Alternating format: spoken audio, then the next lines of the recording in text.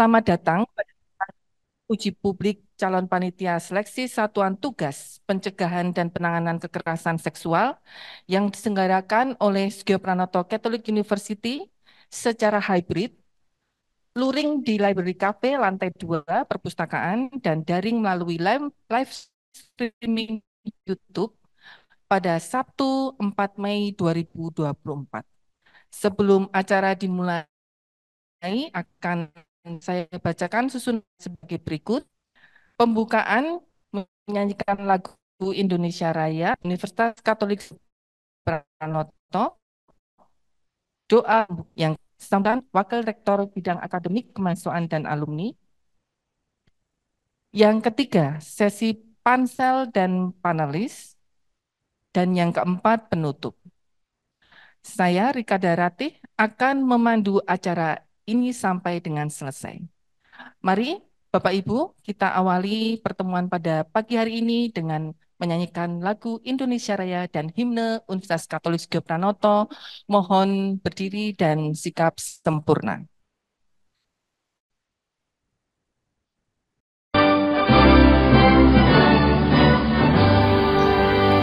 Indonesia tanah airku, tanah tumpah darahku.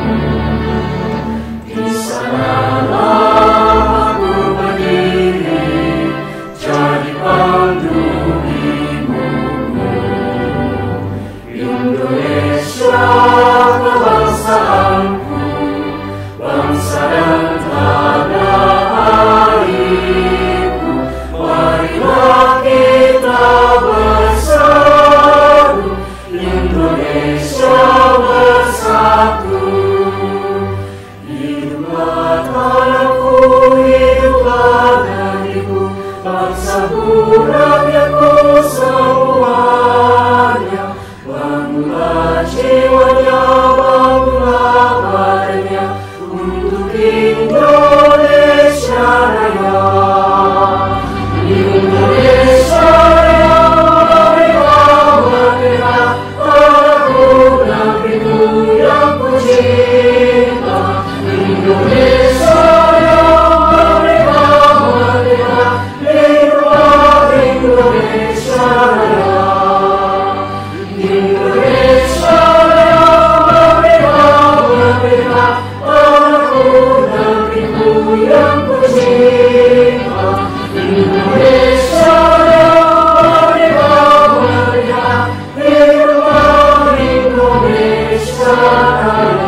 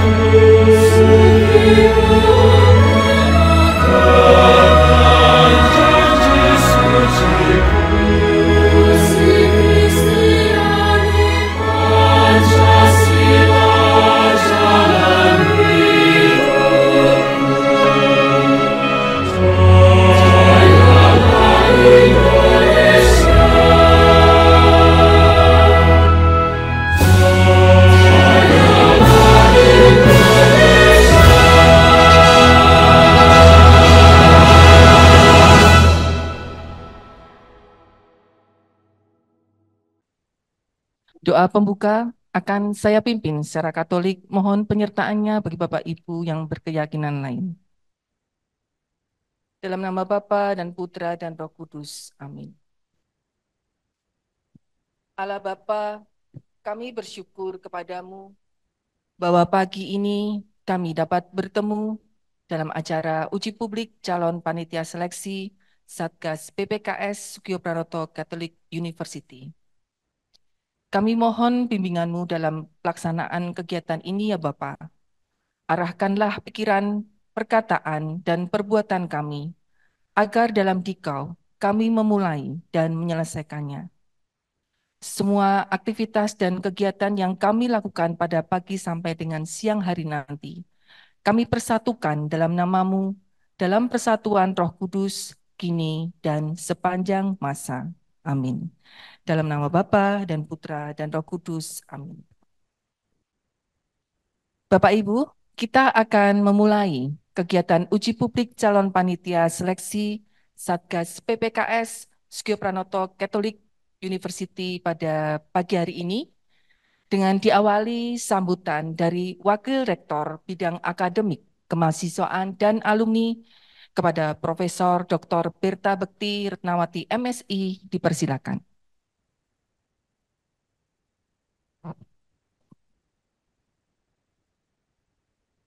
Baik, terima kasih Bu Rateh. Selamat pagi Bapak Ibu semuanya. Posisinya di mana? Ya, selamat datang di Lip Cafe dan kita bersama semoga semuanya dalam kondisi sehat tak kurang suatu apapun.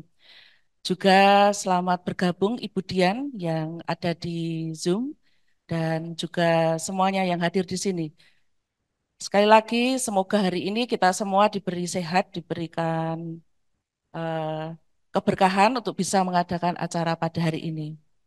Saya mewakili pimpinan kampus kita, Pak Rektor.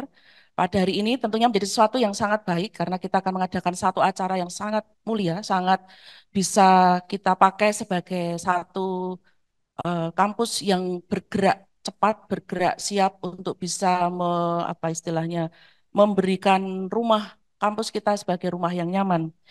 Saya kemarin mendapatkan surat edaran dari ini saya bacakan karena ini menjadi sesuatu yang sangat menguatkan untuk kita semua. Di sini ada surat edaran dari Dirjen Dikti nomor 1 tahun 24 tentang peran vital pimpinan perguruan tinggi dalam fasilitasi pelaksanaan tugas dan wewenang Satuan Tugas Pencegahan dan Penanganan Kekerasan Seksual. Ada beberapa yang tentunya ini menjadi penguat bagi kita karena kami dari pimpinan perguruan tinggi dari beberapa poin dalam surat ini tentu akan sangat-sangat mendukung dan mensupport, yaitu di mana di sini tertulis pimpinan perguruan tinggi penyediaan sarana prasarana operasional, kemudian pembiayaan operasional, kemudian perlindungan keamanan bagi anggota satuan tugas, kemudian pendampingan hukum bagi anggota satuan tugas. Nah, kami pimpinan perguruan tinggi diminta untuk beberapa hal di sini dan kami sangat sepakat, sangat bersiap untuk itu, yaitu berkomitmen memenuhi ketentuan yang telah diatur dalam Peraturan Menteri Pendidikan, Kebudayaan, Riset, dan Teknologi Nomor 30 Tahun 2021 tentang pencegahan dan penanganan kekerasan seksual. Kemudian nomor 2, melakukan sinergi yang baik dengan satuan tugas. Kemudian mengutamakan prinsip transparansi, akuntabilitas, dan kolaborasi dalam rangka mencapai tujuan bersama dalam pencegahan dan penanganan kekerasan seksual. Karena kita yakin seyakin-yakinnya bahwa kampus kita itu sungguh membuka diri dan juga bersiap untuk menemani yang rentan, kemudian juga menutup peluang-peluang bagi siapapun yang tentunya akan melanggar di dalam aturan tentang penanganan kekerasan seksual. Oleh karena itu hari ini sebagai satu tahapan di mana ada pansel yang akan bergerak untuk menentukan satgas kita akan support penuh dan ini menjadi bagian dari yang tidak terpisahkan. Tentunya kami sangat berterima kasih untuk semua pihak, Bapak Ibu yang hadir di sini, Ibu Moderator, Bapak Ibu Pansel ini adalah dan juga teman-teman nantinya yang mengikuti semua adalah semua yang dibekali dengan sesuatu yang sangat mulia. Kita ingin menjadikan SCU sebagai kampus yang ramah, kampus yang aman, kampus yang betul-betul bisa melindungi yang rentan. Segala upaya preventif, kuratif, dan semuanya akan kita jalankan semua hal-hal itu sehingga situasi sekarang di mana segala godaan, segala apapun yang akan membuat anggota sivitas kita menjadi tidak tidak merasa aman, akan kita lindungi sepenuhnya. Oleh karena itu, terima kasih untuk kesediaan semua yang ada di sini. Terima kasih untuk semuanya. Kita akan bergerak bersama. Kita akan mewujudkan kampus Sugio Pranoto Catholic University sebagai kampus yang rumah yang aman, rumah yang nyaman untuk kita semua. Semoga Tuhan memberkati kita. Terima kasih untuk semua yang akan bertugas hari ini. Semoga menjadi berkah semua bersama, sungguh menjadi pewarta yang baik sebagai salah satu perutusan kita bersama. Terima kasih, Tuhan memberkati.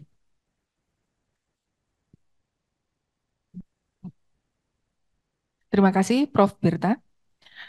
Acara selanjutnya adalah sesi panitia seleksi dan panelis yang dalam hal ini akan dipandu oleh moderator Ibu Dr. Rustina Untari, MSI.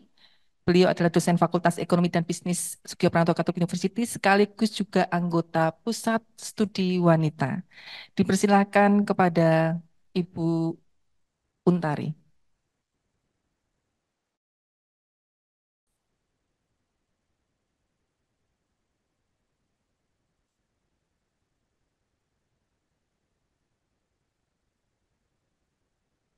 Terima kasih. Selamat pagi semua, Bapak Ibu dan saudara-saudara yang hadir di sini. Sungguh berbahagia kita semua dapat berkumpul di sini dalam keadaan sehat walafiat dalam acara yang sangat penting dan sangat dinanti-nantikan oleh segenap sivitas akademika Unika Sugio Pranoto Semarang. Acara kita hari ini adalah uji publik pansel. Pansel itu adalah panitia seleksi Satgas Pencegahan dan Penanganan Kekerasan Seksual atau PPKS Universitas Katolik Sugio Pranoto Permendikbud Permendikbud nomor 30 tahun 2021 yang harus kita amanati dan kita laksanakan dan para calon pansel ini adalah memegang peran penting nantinya karena akan memilih satgas dan satgas nanti yang akan bertugas untuk melakukan pencegahan dan penanganan kekerasan seksual atau PPKS di kampus. Telah hadir di sini untuk acara kita dua orang panelis, satu di ruang Zoom, Ibu Yosefin Dian Indraswari, MPSI dan MPSI PSI. Beliau adalah Direktur Eksekutif Yayasan Pulih. Selamat pagi, Mbak Dian atau Bu Dian. Selamat pagi, Bu Berta. Maaf, Bu Untari. Ya. Selamat pagi, Bu Untari. Senang bisa ketemu. Lebih tua saya, Mbak Dian. Oh, begitu. Baik. Ya, kemudian panelis yang kedua, Ibu Dr. Marcella Elwina Simanjuntak, Sarjana Hukum CNM Hum. Beliau adalah Dekan Fakultas Hukum dan Komunikasi Unika Sugio Pranoto Semarang. Bu Marcella, mohon dipersilahkan pinarak di sini. Ya, ngancani saya ceritanya. Baik, kemudian untuk para calon pansel hadir 5 lengkap. Ini manusia pilihan ya, teman-teman yang sudah terpilih untuk dan terpanggil untuk menjadi bagian dari kegiatan PPKS di Unika Sugio Pranoto Semarang.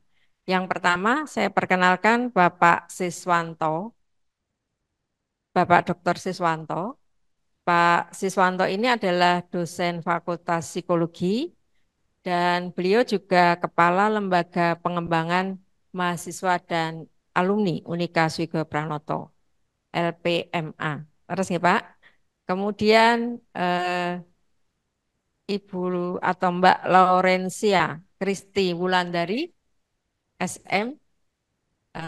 Beliau ini Tendik SSCC, Pusat Karir Mahasiswa SCU. Mbak mana yang Mbak Laurencia? Oh ya, ya. Mbak Kristi ya. Ya, salam kenal untuk semua. Ini ada Mbak Kristi di sini. Kemudian Ibu Dian Arum Setianing Tias, Mbak ya. Oh ini mahasiswa. Mahasiswa Fakultas Ilmu Teknologi Lingkungan. Ilmu. Iya. Oh iya. Oke. Dian Arum. Ya. Terima kasih Mbak Dian bersedia hadir untuk menjadi calon pansel. Kemudian ada lagi namanya panjang sekali Mbak Maria Emanuela Yesi Carolina Putri Dewi. Ya, mahasiswa Fakultas Hukum dan Komunikasi. Dan last but not least, Bapak Dr. Rahmat Jati Winarno. Beliau dosen Fakultas Psikologi dan Ketua Student Care serta konselor mahasiswa. Jadi sangat concern terhadap perkembangan mahasiswa di Unika Sugio Pranoto Semarang.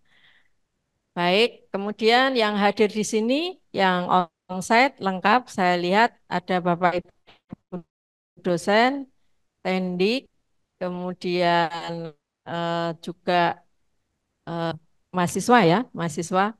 Tadi ada yang pakai seragam, ya ini ya, ada yang pakai seragam Ormawa ya. Oh baik, ya saya kira sangat mewakili ya, dan juga teman-teman yang ada di offline. Untuk mempersingkat waktu, acara akan saya bagi nanti dengan diawali dengan presentasi dari para calon tim tim pansel ya, satu persatu. Kemudian untuk panelis dipersilakan untuk langsung memberikan pertanyaan. Jadi ada tanya jawab di eh, langsung di acara ini ya. Untuk masing-masing calon itu 10 menit nanti. Tentu saja presentasinya lebih kepada pengalaman dan minat dan sebagainya ya untuk menjadi apa tim pansel. Kemudian 3 menit saya kira ya nanti kita sepakati saja 3 menit sehingga kalau yang sudah siap panjang sudah siap-siap mau bagian mana yang mau dikurangi eh, eh, atau yang terlalu sedikit bagian mana yang mau ditambah. Kita akan segera mulai saja atau sebelumnya mungkin ada yang mau dikonfirmasi atau ditanyakan oleh calon maupun ibu panelis. Baik, sepakat semua, Nji? Ya, Pakai. kita mulai untuk presentasi. Yang pertama dimulai dari siapa dulu? Urut urut apa? Baik, Pak Rahmat, monggo 3 menit, nggih. Ya, ya, silakan. Terima kasih. Selamat pagi semuanya, terutama Mbak Dian dan juga Bu Marcella yang menjadi panelis hari ini. Singkat saja, perkenalkan saya Rahmat Jati Winarno atau biasa dipanggil Jati. Saya dosen di psikologi, ketua student care yang dulu namanya layanan konseling mahasiswa dan sekaligus saya menjadi konselor mahasiswa sejak 2004 lah ya 2004-2005 gitu ya sampai sekarang. Kemudian pengalaman saya terkait dengan kekerasan seksual adalah kebetulan saya mengajar mata kuliah yang salah satu materinya tentang kekerasan seksual. Dulu namanya di kurikulum lama psikologi kesehatan reproduksi, yang di kurikulum baru psikologi kesehatan seksual. Ya 2-3 pertemuan lah yang lumayan membahas tentang KS dan melakukan konseling pada mahasiswa yang mengalami KS. Ada banyak kasus sebetulnya. Bahkan sejak sebelum ini populer, ya kami waktu itu frame-nya adalah KDP, kekerasan dalam pacaran gitu. Biasanya begitu sih ya. Lalu melakukan rujukan kekerasan seksual pada pihak yang kompeten. Biasanya kami melibatkan psikolog yang lebih ahli kalau memang mengalami trauma, atau kami kontak ke bidang hukum. Kebetulan di student care ada juga konsultan bidang hukum. Bahkan kadang-kadang kami rujuk ke eh, BKBH, Biro Balai Konsultasi dan Bantuan Hukum, Fakultas Hukum, Fakultas Hukum dan Komunikasi Unika. Lalu harapan saya terkait dengan kekerasan seksual, terkait dengan ini, adalah yang pertama, ya, banyak kekerasan seksual terjadi itu karena orang yang mengalami itu nggak sadar bahwa oh ini kekerasan seksual gitu loh. Dipikir ini guyon, dipikir ini oke saja di masyarakat, walaupun dia nggak suka gitu. Dan saya berharap masyarakat semakin sadar bahwa fakta ini ada dan potensi itu selalu ada, ya. Baik itu di keluarga, di tempat kerja, di kampus maupun di tempat publik. Banyak kasus yang kami temui di student care, yang terutama biasanya masuk ke student care, yang menangani bisa dosen, bisa juga mahasiswa, yang namanya BADIS, kami sebut BADIS, dulu namanya PE, Bill Educator. Eh, Mereka mengalami kekerasan seksual entah itu di rumah atau di tempat pendidikan sebelumnya. Ya ada beberapa sih yang mengalami di kampus, tapi kebanyakan mengalami justru di level sebelumnya. Kemudian dampak kekerasan seksual itu sangat besar. Ada yang bahkan sampai nggak mau pulang, ada yang sampai mendengar kata kekerasan seksual saja sudah langsung nangis gitu ya. Oke, maka kami berharap orang semakin peduli terkait dengan ini. Kan lagi menyalahkan salahmu sendiri, ngapain kamu datang ke sana? Pakaianmu kayak gitu ya. Seringkali orang akan menyalahkan seperti itu. Semoga eh, masyarakat, terutama kita semua itu semakin peduli dan berpihak pada korban ini. Dan kemudian juga karena kepedulian itu adalah pertama-tama mereka itu adalah ingin didengarkan. Aku punya pengalaman, dengerin, jangan disalahkan. Mereka ingin curhat, ingin menceritakan pengalamannya. Semoga banyak orang yang mendengarkan. Dan juga saya berharap semakin banyak yang terlibat atau semua pihak terlibat di dalam hal penanganan masalah ini, baik di pencegahan maupun di penanganannya. Sudah ada undang-undang, sudah ada permen, sudah ada persekjen, sudah ada apa. Saya berharap juga nanti kampus maupun di Unika dan juga di tempat lain ada peraturan-peraturan yang mendukung, termasuk tentu saja ini dengan pansel dan nanti satgasnya. Walaupun selama ini sudah ada sih, walaupun namanya tidak sesuai dengan yang ada di Permendikbud, tapi kami sudah punya ya tadi yang lewat student care, dan kami ada tim konselornya, konsultasi dengan orang hukum dan seterusnya. Kami berharap ini semua, termasuk juga keluarga, masyarakat juga semakin peduli dengan ini. Terima kasih.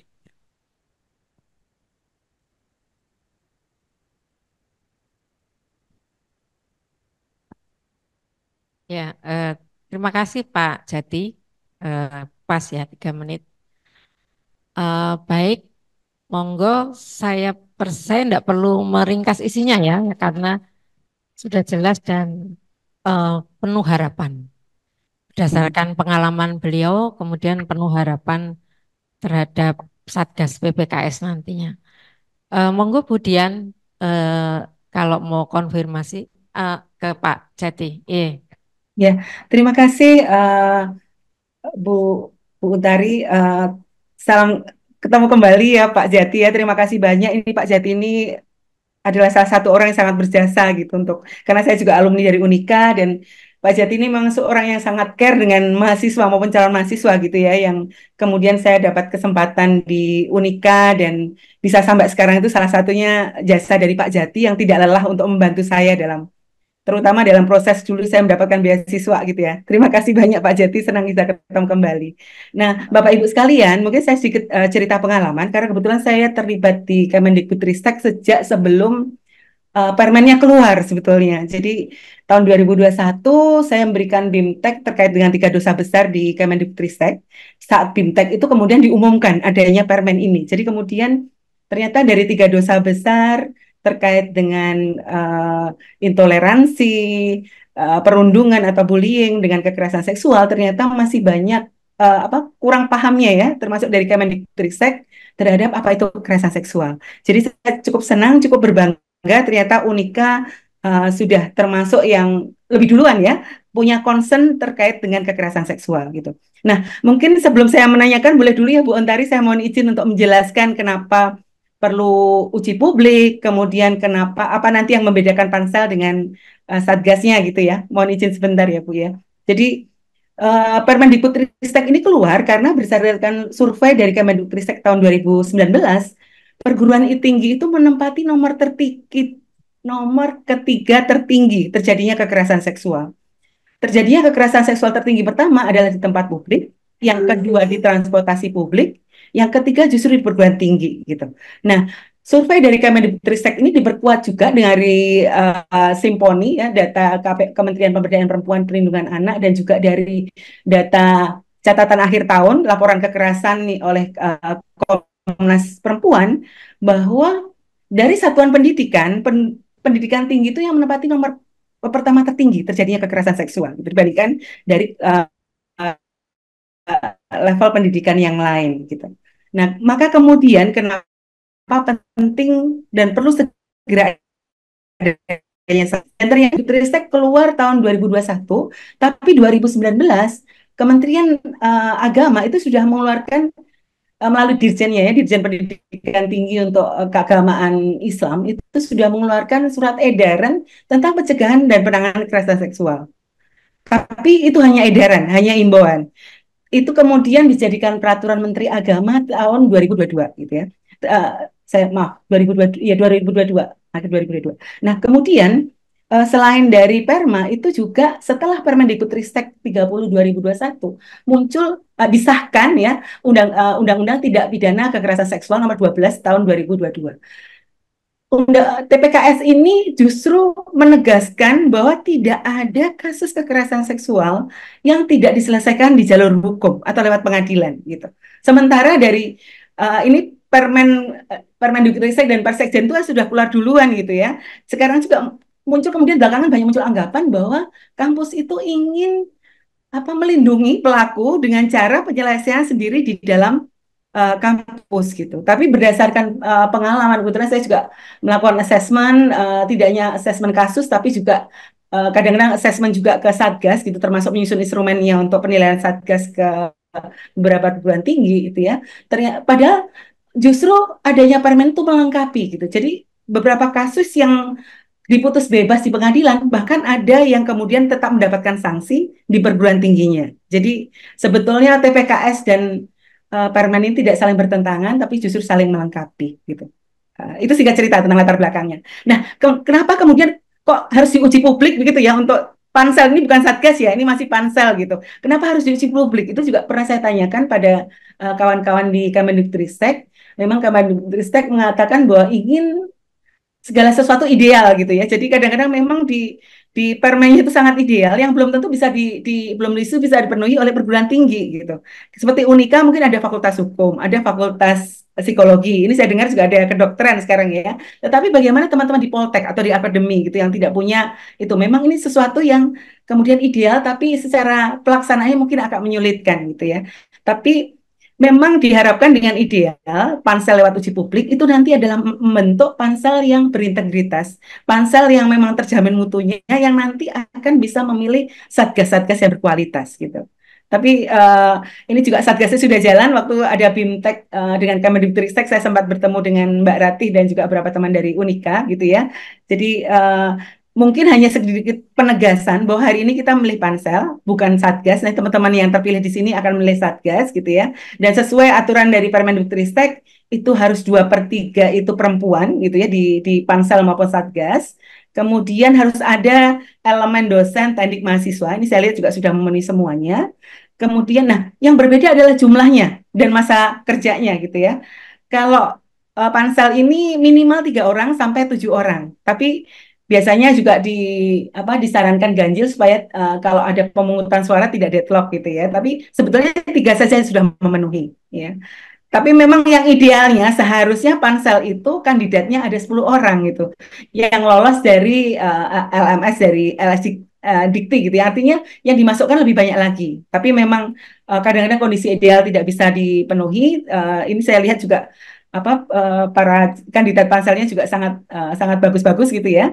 Dan nanti tetapi pansel ini hanya sifatnya ad hoc ya, setelah pansel memilih satgas tugasnya akan berakhir gitu. Sementara kalau satgas itu sama 2/3 harus perempuan, 50% plus satu itu anggota adalah mahasiswa. Jadi ketentuan dari satgas ketua harus dosen, kemudian untuk sekretaris itu bisa tendik atau mahasiswa, tetapi dari anggota ini ketua dan sekretaris juga sekaligus anggota ya. Anggotanya itu juga harus separuh lebih 50 plus satu itu adalah mahasiswa gitu. Dan jumlah minimalnya 5 orang, tetapi tidak ada ketentuan maksimalnya gitu. Jadi saya pernah menemui kampus yang punya sampai 15 satgas gitu. Itu tergantung dari kebutuhan kampus itu sendiri. Tetapi untuk satgas itu memang bertugas nanti lebih panjang 2 tahun dan bisa diperpanjang lagi ya 1 periode gitu. Nah itu kemudian atau 1 tahun ya nanti mungkin teman-teman bisa melihat lebih lebih detail lagi. Nah cuman yang saya tanyakan ke Pak Jati ini melihat pengalamannya Pak Jati ya sekian banyak mendampingi mahasiswa sebagai ketua student care gitu ya, dan konselor gitu. Mengapa Pak Jati lebih memilih menjadi pansel daripada jadi satgas gitu? Padahal ini kan peran seperti Pak Jati ini sangat dibutuhkan untuk tugas mulai dari penanganan sampai terutama nanti dalam pemulihan korban gitu ya. Ingin tahu motivasinya dulu aja Pak Jati, kenapa bukan di satgasnya justru gitu. Terima Baik, kasih. terima kasih. Yang pertama, saya menyadari, saya tahu bahwa sebetulnya orang yang peduli terkait dengan masalah itu banyak banget. Baik, Mas, Ya, ketika seleksi student care itu yang mendaftar terakhir itu 40-an ya, kalau nggak salah sekitar 40-an yang kami pilih hanya separuhnya. Jadi yang peduli terkait dengan mahasiswa itu banyak di kalangan mahasiswa. Di kalangan dosen-dosen juga saya tahu di beberapa berbagai fakultas dari yang FK, yang fakultas kedokteran, hukum dan seterusnya, psikologi itu banyak banget gitu ya. Sehingga menurut saya tidak akan kesulitan untuk mencari orang yang menjadi satgas gitu ya. Dan mengapa saya memilih menjadi pansel karena pertama tentu saja karena banyak orang yang mampu saja saya mampu itu. Yang kedua ya kalau masalah tugas sih sebetulnya ya banyak tugas yang lain juga tetapi masih bisa diatur. Tapi yang pertama terutama tapi yang bisa dilihatkan sehingga saya tidak harus terjun jadi satgas pun nggak apa-apa gitu. baik, terima kasih Pak Itu Mbak Jati. Dian. Ini nanti memang tidak mudah ya tugas satgas ya, karena seringkali kasus KS ini kan tidak hitam putih gitu ya, abu-abu dan Ya, banyak juga tantangan trikinya ya, karena juga bisa jadi belum tentu yang melapor sebagai korban itu adalah korban gitu, bisa jadi ya. juga ini. Itu juga pernah kami temui sebenarnya kami kadang-kadang kalau yang masuk ke client student care itu kan mereka mengirimkan WA-nya segala macam gitu. Kadang-kadang ini berdiskusi dengan teman-teman sesama konselor gitu ya yang tidak masuk di pansel ini. Ternyata ya ini sebetulnya belum ya karena baru boleh nggak ya aku mampir ke rumahmu nanti kita pulang bareng ya itu yang disampaikan oleh oleh tendik atau dosen ke mahasiswa gitu ya. Mahasiswa nggak nyaman, tetapi kami ini abu-abu, kami nggak bisa mengatakan sebagai KS kekerasan seksual, tapi ya disitulah memang kami perlunya mendalami, saling memahami dan seterusnya. Dan tadi sekali-kali banyak teman diskusi kami sehingga mereka pun juga pasti sangat qualified untuk menjadi satgas itu Mbak Dian. Baik, terima kasih Pak Jati. Nah, mungkin pertanyaan saya berikutnya, boleh ya Bu Utari ya, 1-2 pertanyaan ya untuk satu kandidat gitu ya. Eh, Jadi pertanyaan berikutnya, saya yakin nanti Pak Jati pasti juga kalau tidak menjadi Satgas sekalipun tetap punya komitmen untuk membantu Satgas ya, berdasarkan dari pengalaman dan juga pengetahuan yang sudah pernah didalami oleh Pak Jati gitu. Nah, berikutnya karena sekian banyaknya orang, bagaimana kita menentukan juga ini adalah benar-benar Satgas yang berkualitas serta memenuhi ketentuan ya, seperti misalnya tidak pernah melakukan KS atau dia juga memenuhi syarat-syarat dari permen itu sendiri ya, seperti memiliki pengetahuan atau pengalaman terkait S, bagaimana caranya Jati memastikan bahwa Satgas nanti yang terpilih itu adalah memang yang terbaik dari di antara sekian kandidat yang baik gitu. Ya, Terima kasih pertama Pak. tadi syarat belum pernah melakukan KS dan seterusnya itu memang syarat utama. Tapi juga pertama adalah kepeduliannya pada orang lain itu yang menjadi bagi saya syarat utama. Kepedulian punya hati untuk membantu orang lain, terutama memang mahasiswa yang banyak menjadi korban di konteks kampus gitu ya. Walaupun korbannya tidak hanya mahasiswa sebetulnya. Jadi kepedulian itu dan ini kami bisa saja diketahui ya kami kan sekampus kan pasti tahu track recordnya kayak apa. Dan juga kami toh saya tidak hanya sendiri tapi nanti berdiskusi dengan sesama tim pansel dengan demikian akan lebih tahu. Plus nanti pasti juga ada proses wawancara, bahkan mungkin fokus group discussion dan seterusnya yang kadang-kadang di sana justru kami akan tahu banyak. Gitu. Begitu Iya. Mbak Dian. Jadi terutama dia punya kepedulian pada orang lain, pada masalah ke ya pada orang lain, terutama mahasiswa. Itu Mbak Dian. Ya.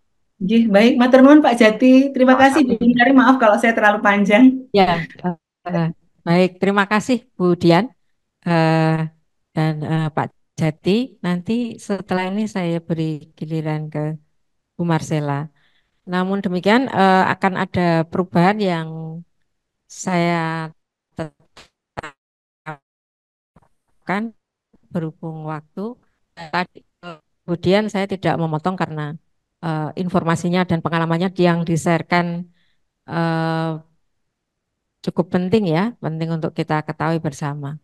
Nah, setelah Pak Jati nanti dikonfirmasi oleh Bu Marcella, berikutnya untuk presentasi berempat langsung, kemudian konfirmasi dari tim pansel setelah Pak Sis selesai.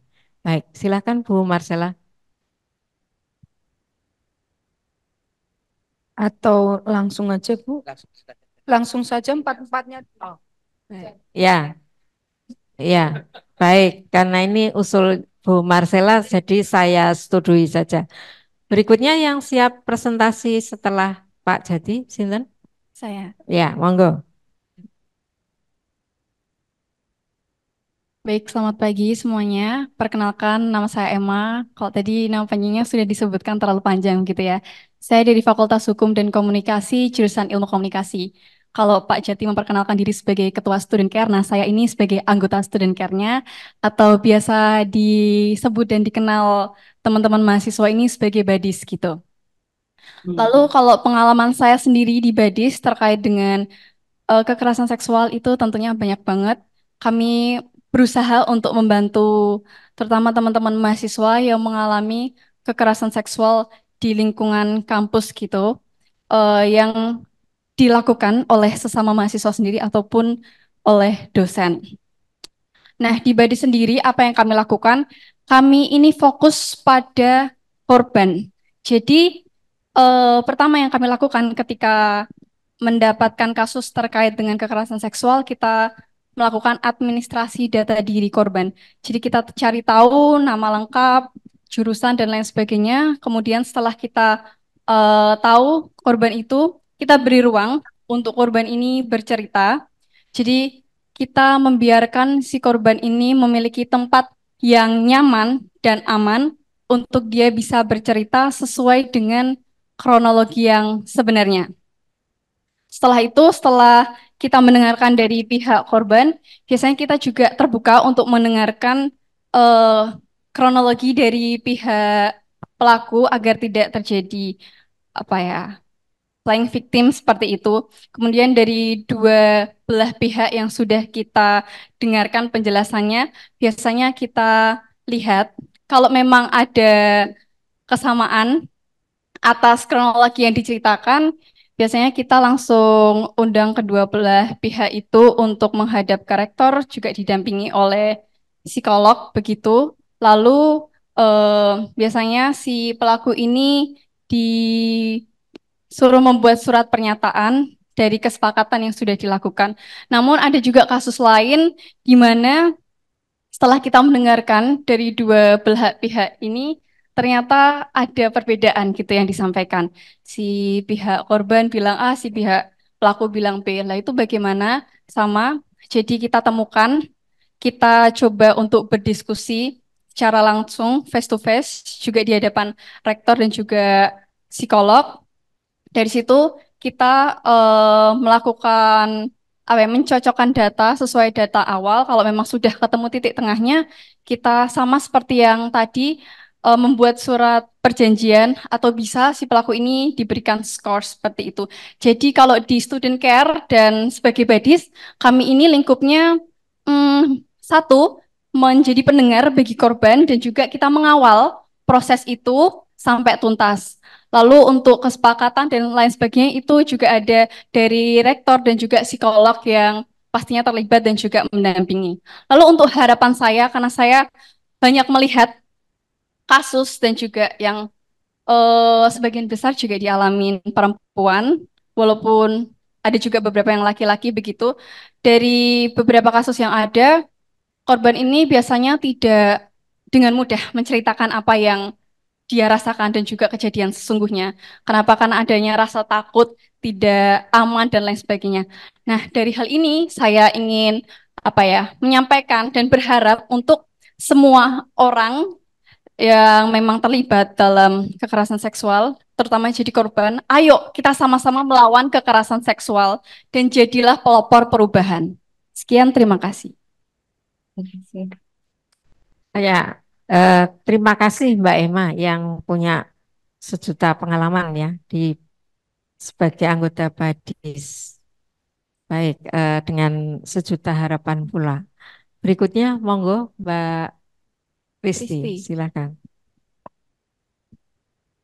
Selamat pagi Ibu Dian dan juga Bu Marcella selaku panelis, Ibu Untari selaku moderator, Bapak Ibu dosen, rekan-rekan tendik, serta teman-teman mahasiswa yang saya kasihi. Pada pagi hari ini saya akan memaparkan mengenai pengalaman dan harapan saya terkait PPKS di lingkungan SU. Pengalaman terkait PPKS, saya pernah menjadi listener dari teman-teman yang mengalami kekerasan seksual dan juga saya pernah mengikuti workshop terkait kekerasan seksual dengan teman-teman mahasiswa. Workshop ini pernah diadakan oleh mahasiswa Fakultas Psikologi. Kemudian saya mengikuti workshop terkait. Di situ kami berdiskusi dengan teman-teman mahasiswa. Mereka menceritakan pengalaman mereka terkait mengalami kekerasan seksual itu. Mereka ada yang sadar bahwa mengalami kekerasan seksual dan juga banyak yang tidak sadar mereka mengalami kekerasan seksual. Harapannya dengan adanya kegiatan PPKS ini, itu nantinya ada saya mengharapkan ada pemaparan terkait materi PPKS di lingkup dosen dan tenaga kependidikan baru di SIU itu saat career formation. Career formation sendiri itu adalah satu kegiatan orientasi yang digawangi oleh LPSDM SIU. Itu harapannya ada pemaparan terkait materi PPKS sehingga meningkatkan awareness dari dosen dan tenaga kependidikan untuk menciptakan suasana belajar mengajar yang lebih aman, nyaman, dan kondusif bagi sivitas akademi. Kemudian harapan kedua dari saya itu ada pemaparan terkait PPKS di lingkup mahasiswa baru saat PTMB. PTMB sendiri itu adalah pembekalan terpadu mahasiswa baru, yaitu masa orientasi untuk mahasiswa-mahasiswa baru di SU. Harapannya itu dengan pemaparan terkait PPKS ini, mahasiswa sendiri memiliki kemampuan untuk mencegah dirinya itu, untuk menghindari dirinya masuk atau terlibat atau mengalami kekerasan seksual. Kemudian dengan adanya pembentukan Satgas PPKS ini juga nanti harapannya bisa menggawangi adanya kegiatan-kegiatan terkait pencegahan dan penanganan kekerasan seksual di lingkungan SU. Terima kasih. Ya, terima kasih Mbak Kristi. Ada poin penting ya yang tadi disampaikan oleh Mbak Kristi, yaitu bahwa ya PPKS termasuk pencegahannya dan penanganannya di Unika ini mestinya juga terjadi di lingkup tendik ya, staf administrasi dan supporting kita ya. Nah ini apa? sangat penting. Jadi artinya bukan hanya mahasiswa yang kita lindungi, tetapi seluruh sivitas akademika. Terima kasih Mbak Kristi. Monggo berikutnya. Ya,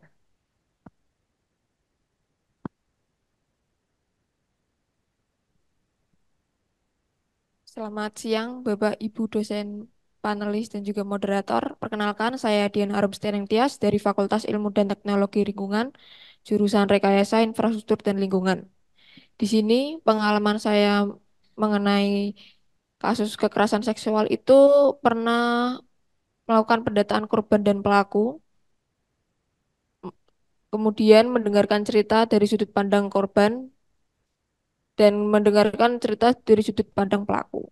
Di sini kita sebagai Badis di student care itu biasanya memberi ruang untuk korban agar bisa mengungkapkan semua emosinya yang keluar. Jadi kita hanya cukup mendengar, nggak boleh dipotong, semampunya dia mau mengeluarkan apapun itu, nggak boleh dipaksa. Jadi eh, biar dia merasa lega dulu dari apa yang dia alami selanjutnya. Jadi kalau misalnya dia udah merasa lega, sudah bisa diajak berbicara dan masih kasarannya masih mempunyai dendam antar pelaku, kita bisa mencari tahu dari sudut pandang pelaku apakah apa yang dilakukan itu terhadap korban itu benar atau juga salah. Jadi setelah dan menemukan jalan antara korban dan pelaku, jalan tengahnya itu biasa membuat perjanjian antar pihak. Biasa membuat perjanjian antar pihak ini yang melakukan itu korban dan pelaku.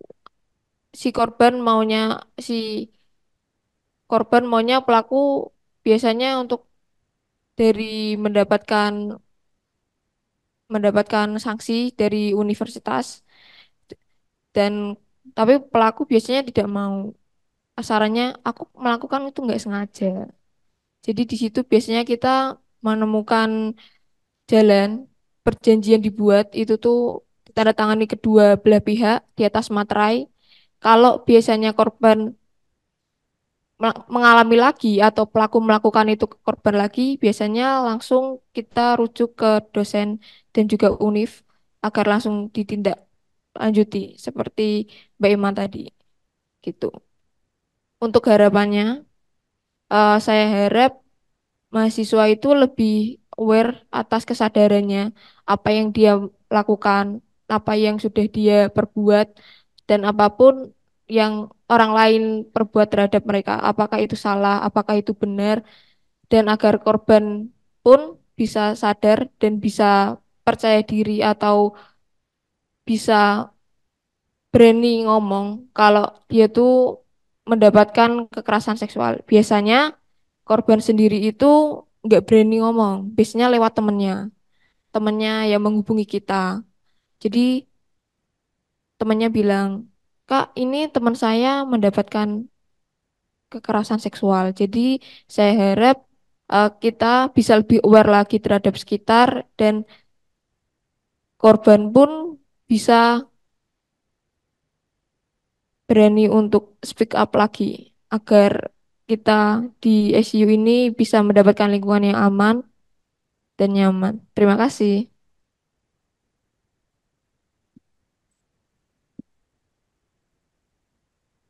terima kasih Mbak Dian Arum.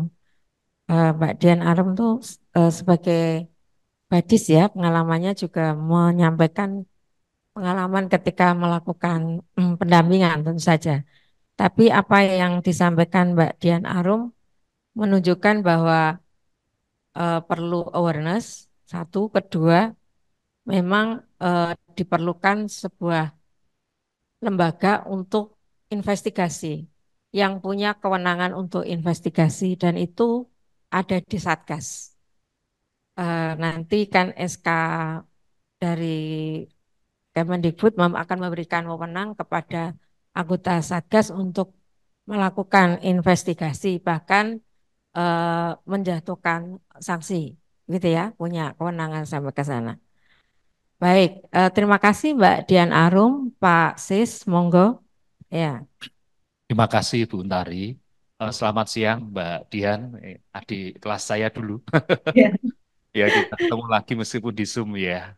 ya. Eh, untuk teman-teman yang hadir di sini maupun yang melihat di Zoom, perkenalkan nama saya Siswanto.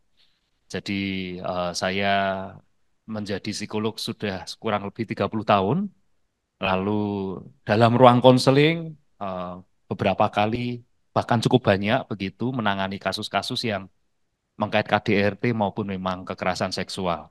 Nah, ada satu kasus yang kemudian apa ya, membedah kesadaran saya itu sekitar 20 tahun yang lalu ketika saya diminta menangani kasus besar karena korbannya itu ada beberapa anak yang melakukan adalah pendamping anak-anak begitu dengan modus mengiming-iming beasiswa, kemudian anak ini difoto telanjang, lalu dengan itu lalu eh, apa diancam begitu. Ada satu korban yang dari SD sampai SMA.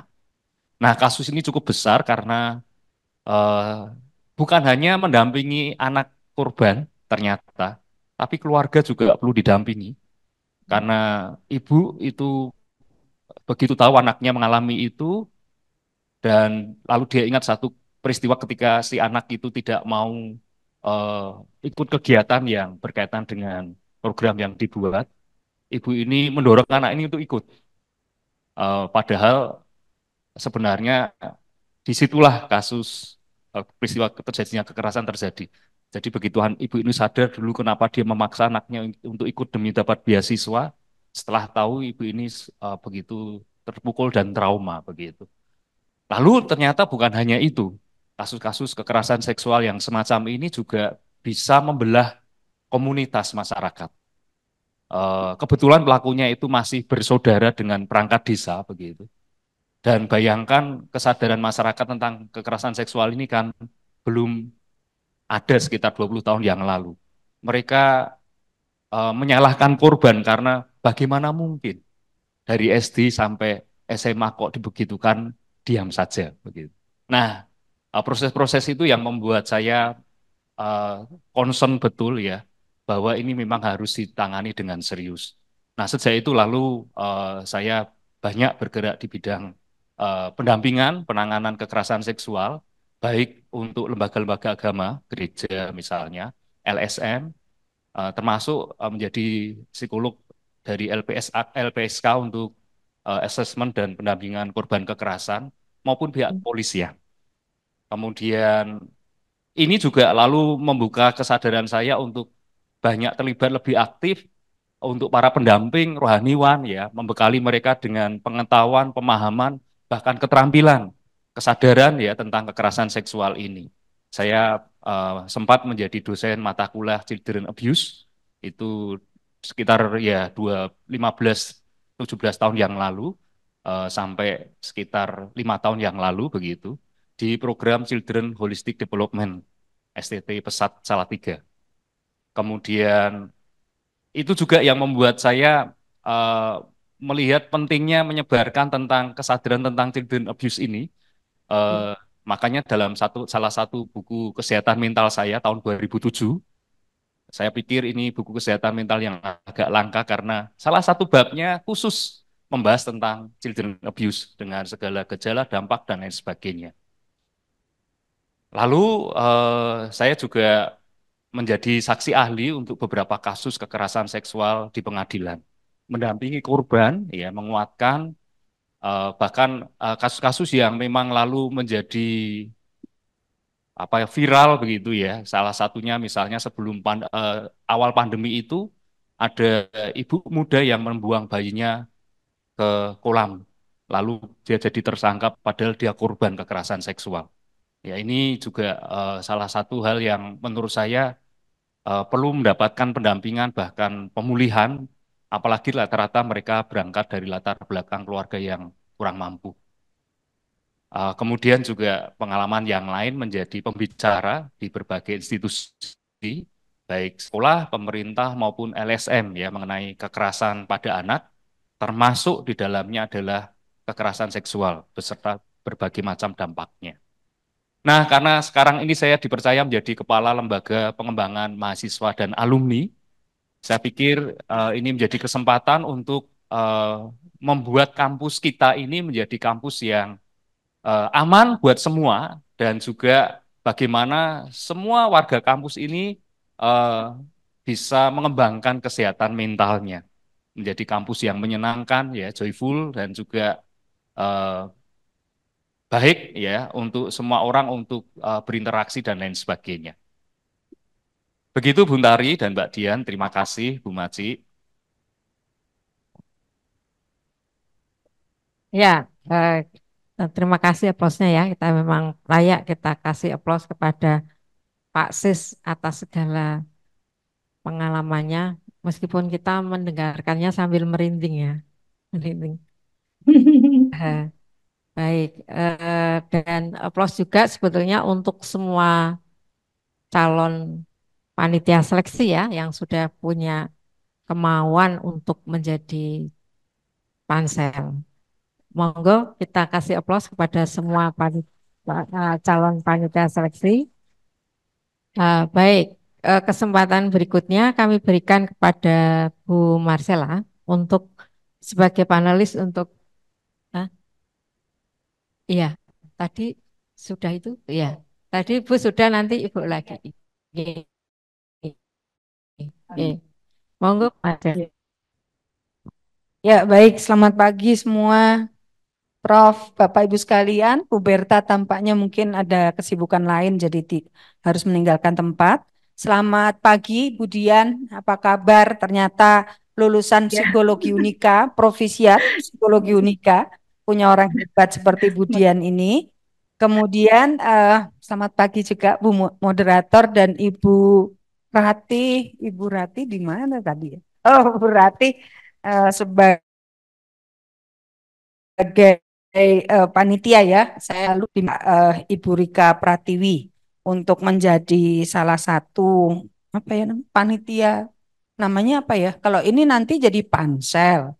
Jadi ini panitia, oh panelis. Oke, istilahnya panelis. Siap ya. Baik, tadi Budian sudah nanya beberapa, saya pertanyaan saya mudah saja. Untuk Pak Jati dulu ya, nanti kan gantian. Oh,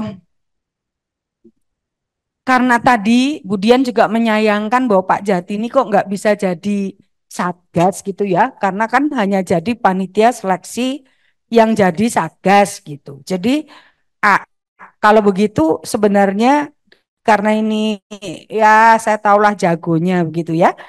Apa kualitas apa yang dibutuhkan jadi pansel? Ya, pansel untuk menyeleksi satgas sehingga nanti satgasnya tidak salah tunjuk begitu ya. Kan itu. Jadi itu dulu. Apa sih kualitasnya pansel begitu. Nanti kualitas pansel apa sehingga nanti tahu kualitasnya satgas. Betul ya, Pak ya? Kan gitu ya. Coba monggo silakan. Wah, saya bingung ini. Saya salah qualified nggak sebagai pansel ini? Jadi pertanyaan. Yang pertama tentu saja harus punya pengetahuan tentang eh, kekerasan seksual itu apa. Lalu yang kedua sama, walaupun seperti Satgas juga punya concern, punya perhatian bahwa ini untuk kepentingan eh, sivitas akademik karena kami konteksnya kampus ya, untuk warga kampus, bahkan mungkin juga alumni harus punya kepedulian itu sama. Kemudian yang berikutnya adalah ya kami tentu saja juga harus punya daya kritis untuk apa ya, untuk berani memilih di antara sekian banyak. Kadang-kadang kita kan bingung ya, dan atau koncoisme juga itu temanku, aku tahu masukin aja gitu. Kita harus berani, harus harus berani untuk meninggalkan kepentingan-kepentingan seperti itu, ya. Eh, dan ya sikap kritis karena kita harus memilih dari sekian banyak, nggak mudah juga gitu loh. Tapi tentu saja di antara kami juga harus ada berani mau saling mendengarkan. Kalau nggak mau mendengarkan ya nggak akan bisa. Itu Bu jawaban saya. Baik, terima kasih. Hanya boleh satu ya? 3 menit. Oh ya, monggo. Ya, kemudian dulu atau oh saya dulu langsung semua. Oke, baik. Nanti kalau pertanyaannya sama tadi udah mikir-mikir, jadi pertanyaannya beda mestinya ya. Baik ya, tapi tadi Pak Jati sudah mengatakan ya kalau apa namanya pansel itu nanti harusnya orang yang harus objektif milih yang jadi satgas, ya toh. Saya tidak tahu apakah nanti pansel yang mahasiswa ini juga akan memilih satgas yang dosen, begitu ya. Ya, pasti ada relasi juga nanti kuasa ya. Wah, ini dosenku suka komunikasi anggota gak berani masukin aja ya. Nanti kalau nggak kepilih gawat begitu ya. Itu bagaimana menurut pendapat Mbak Mbak Mbak Mbak aduh Sora, Mbak Emma ya, Mbak Maria sebenarnya ya, Emanuela dari komunikasi. Baik, Ya, terima kasih. terus lanjut sedikit karena pertanyaannya tidak terlalu sulit itu ya. Kira-kira kualitas apa yang Mbak Emanuela ini harapkan dari Satgas? Oke, silakan. Baik, terima kasih Bu atas pertanyaannya. Melanjutkan sedikit tadi yang disampaikan oleh Pak Jati, sebagai pansel kita harus berani meninggalkan kepentingan. Jadi nanti ketika kita seleksi, mau itu teman kita, sahabat kita, kawan kita, atau mungkin itu dosen kita harus melihat secara objektif, apakah yang nanti mengikuti seleksi ini tuh layak untuk menjadi satgas. Tentunya kita juga melihat, melanjutkan pertanyaan kualitas apa gitu ya. Kalau nomor satu yang saya lihat karena mendampingi korban kekerasan seksual itu harus memiliki satu kesabaran dan dua nilai empati. Jadi nilai empati itu tuh harus ada di dalam setiap panitia yang mengikuti seleksi. Jadi kita melihatnya dari situ. Kenapa? Karena ketika kita menangani korban kekerasan seksual, kita tidak boleh mendengarkan tanpa menghakimi gitu ya. Jadi kita harus benar-benar mendengarkan full apapun yang mereka sampaikan, emosi apa yang mereka keluarkan. Jadi empati itu, Ibu. Ya, baik, terima kasih. Yang selanjutnya Mbak Kristi, Bu. Bu Kristi. Mbak Dian Arum. Oh, Mbak Dian Arum ini Mbak Kristi dari Kristi Wulandari ya? Betul. Dari SSCC. Betul, Ya, Bu. baik Mbak Bulan. Nanti milih ini ya, Satgas ya. Oke. Sekarang pertanyaan saya melanjutkan tadi apa jawabannya Mbak Emanuela. Ya, tadi Mbak Emanuela, nanti ketika milih Satgas, Satgasnya itu yang paling penting harus punya empati terhadap korban, benar ya? Harus mau mendengarkan dan sebagainya. Apakah oh, tugas Satgas itu hanya itu? Ya, sebenarnya tugas Satgas PPKS di kampus itu apa sih begitu ya?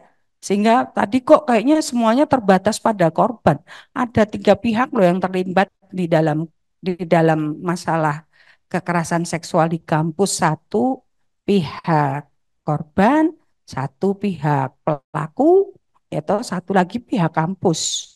Yang bagaimana caranya? Satu memang harus mencegah tadi, yang kedua harus menangani, yang ketiga, monggo silakan. Untuk tugas Satgas sendiri itu kan untuk pencegahan, penanganan, dan juga mendampingi. Mohon boleh diulang lagi? Diulang. Oke, berarti tugasnya pencegahan, penanganan, sama untuk tadi apa satu? Mendampingi. Mendampingi. Mendampingi siapa? Mendampingi korban. Mendampingi korban. Tidak mendampingi pelaku? Pelaku itu ada pendampingannya, tapi biasanya nanti akan dipecah timnya. Bukan didampingi Satgas. Tidak, Nanti karena kalau kita nanti kalau yang menangani bukan Satgas yang itu, ya toh nanti bisa sana ceritanya A, sini ceritanya B, itu gimana itu? Tadi kan pengalaman kan mesti dengerin korban. Nanti syukur-syukur kalau kita deket sama pelaku, dengerin pelaku kan gitu ya. Gimana Mbak Ulan? concernnya kan memang terhadap korban, tapi kan kita juga harus menanyai kedua belah pihak dengan objektif, kemudian pendampingannya masing-masing, tidak dijadikan satu, karena mungkin memang korban itu tidak mau untuk ditemukan, sehingga nanti pendampingannya itu masing-masing. Begitu, Ibu. Oke, sedikit lagi ya. Bagaimana Mbak Wulan ini tahu kalau satgasnya itu nanti objektif. Kira-kira apa? Ini kan panitia seleksi ya, nanti nyeleksi nih senengannya nyala-nyalain orang nih ya. Jangan-jangan semuanya ya nanti disalah-salahin. Belum tentu loh. Kan memang harus dicek dulu semuanya ya, karena itu juga menyangkut nama baik seseorang. Gimana? Kualitas apa kira-kira yang dibutuhkan? Tadi kembali ke pertanyaannya Pak Jati. Untuk kualitas yang harus dimiliki pansel itu eh, boleh. Ulang lagi. Iya, Bu. Waduh. Mohon maaf saya Ya, kurang. kira-kira tadi ya untuk menjaga netralitas, objektivitas, karena ada banyak kepentingan yang dilindungi ya. Karena oke, benar apa namanya eh, mungkin Permendikbud ini itu apa victim heavy ya. Tapi ada juga ya pelaku ya. Pelaku itu kalau sekali dibilang gitu seumur hidup nempel stigmanya. Padahal ternyata tidak ya, tidak terjadi. Jadi apa yang kira-kira apa yang harus dimiliki tadi ya kembali kualitas yang harus dimiliki oleh apa Satgas ketika Mbak Wulan itu memilih anggota Satgasnya kira-kira apa gitu. Netralit untuk menjaga netralitas itu kan kita pasti dapat masukan dari berbagai pihak itu, Bu. Dari berbagai pihak bisa kita saring lagi, kita dikomunikasikan di pansel mana yang eh, sekiranya bisa dijadikan tim untuk kemudian nanti diseleksi menjadi satgas. Jadi kita bisa menyaring dari berbagai masukan dari berbagai pihak itu nanti setelah didiskusikan baru kemudian kiranya nanti siapa yang bisa terpilih menjadi satgas gitu, Bu. Terima kasih. Baik, terima kasih. Kemudian sekarang Mbak Iya. Dian ya. Mbak Dian tadi saya meneruskan aja deh apa namanya jawabannya begitu ya. Jadi nanti paling nggak enak Pak Sislu ya.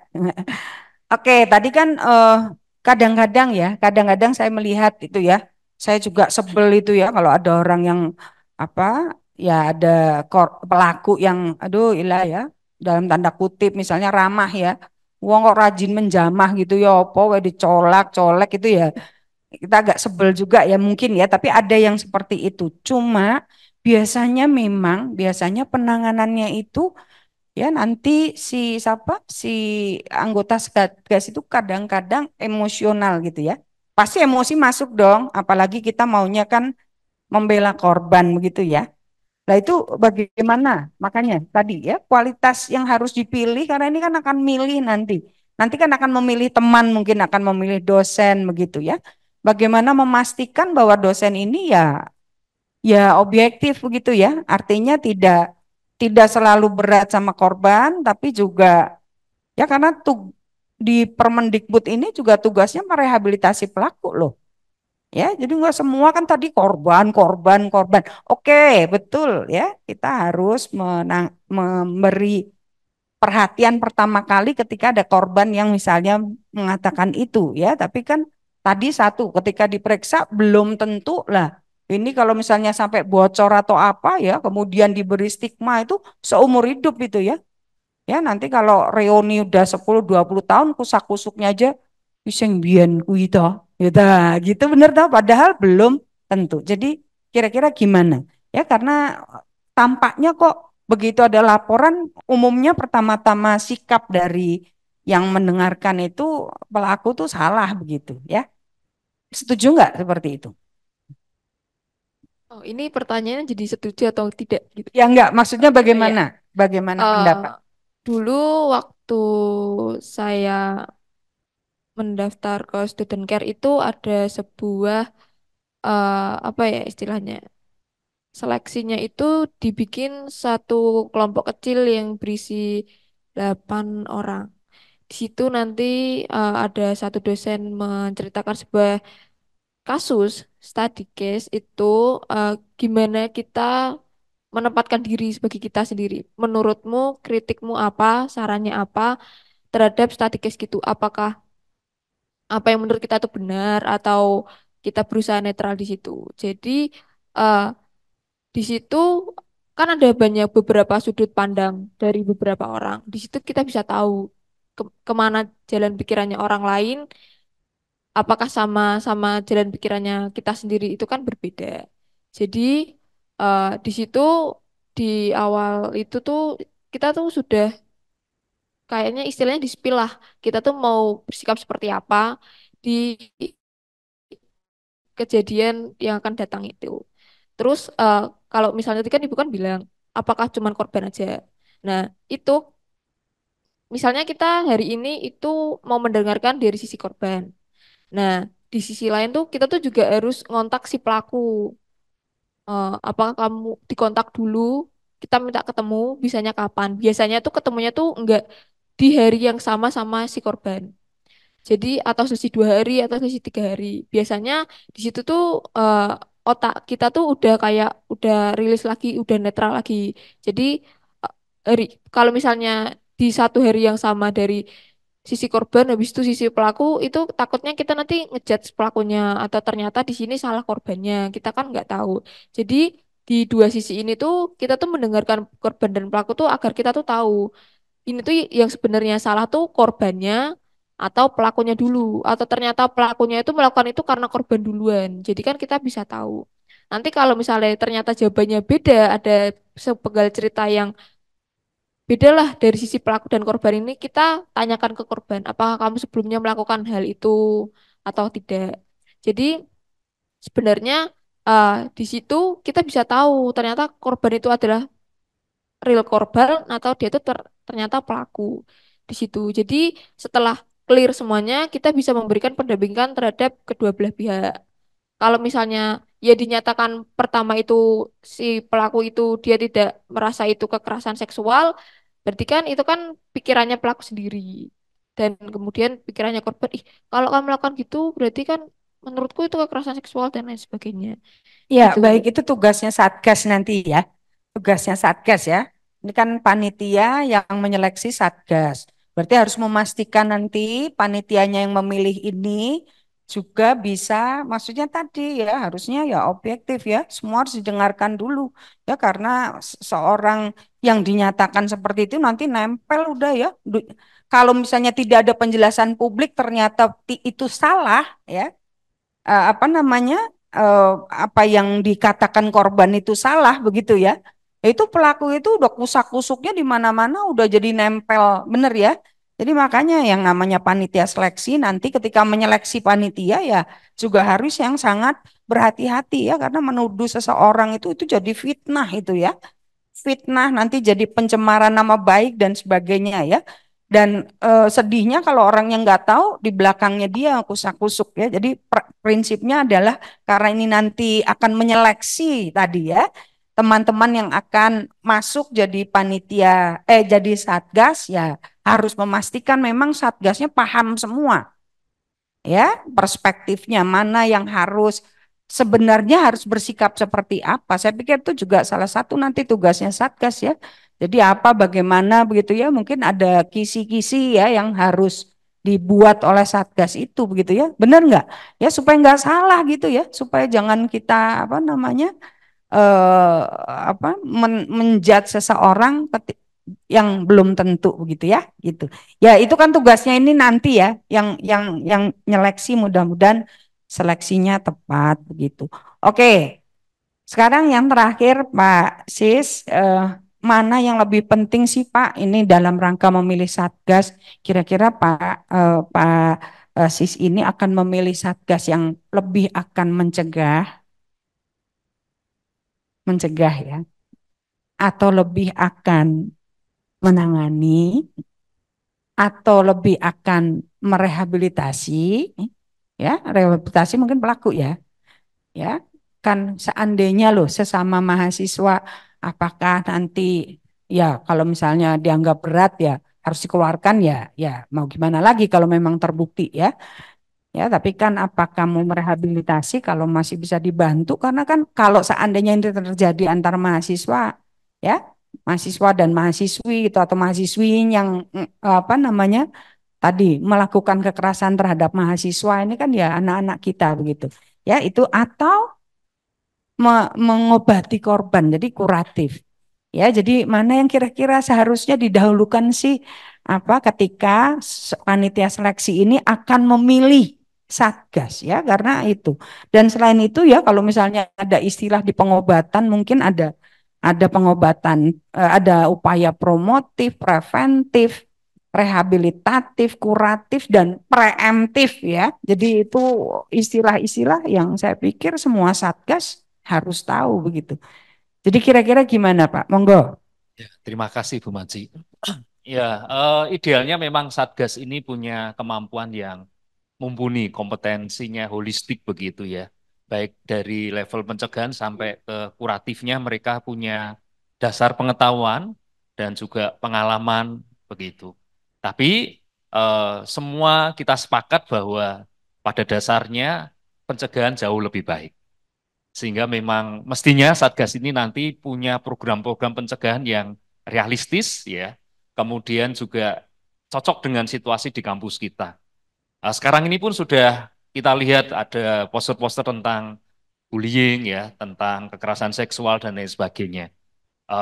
Kami sendiri misalnya meskipun tidak menjadi bagian Satgas ya selama ini di kampus pun karena ada kesadaran tentang ini, teman-teman Ormawa itu sudah paham ketika ada LKTL pendampingan latihan kepemimpinan tingkat lanjut, materi tentang kekerasan seksual antar mahasiswa pun kita berikan supaya tidak terjadi ya pengurus Ormawa menggunakan kekuasaannya sebagai pengurus lalu membuat mahasiswa yang lain jadi kena begitu. Kita sudah berikan informasi itu sejak awal. Jadi menurut saya pencegahan itu jauh lebih baik. Tapi sekali lagi, kampus kita ini kampus yang besar. Ada sekitar 8.000 mahasiswa dengan 500-600-an dosen dan tendik, belum warga kampus yang lain. Nah itu yang juga kita harus pikirkan dengan serius. Selain pencegahan memang mestinya ada banyak upaya yang lain. Kira-kira begitu Bu Maci.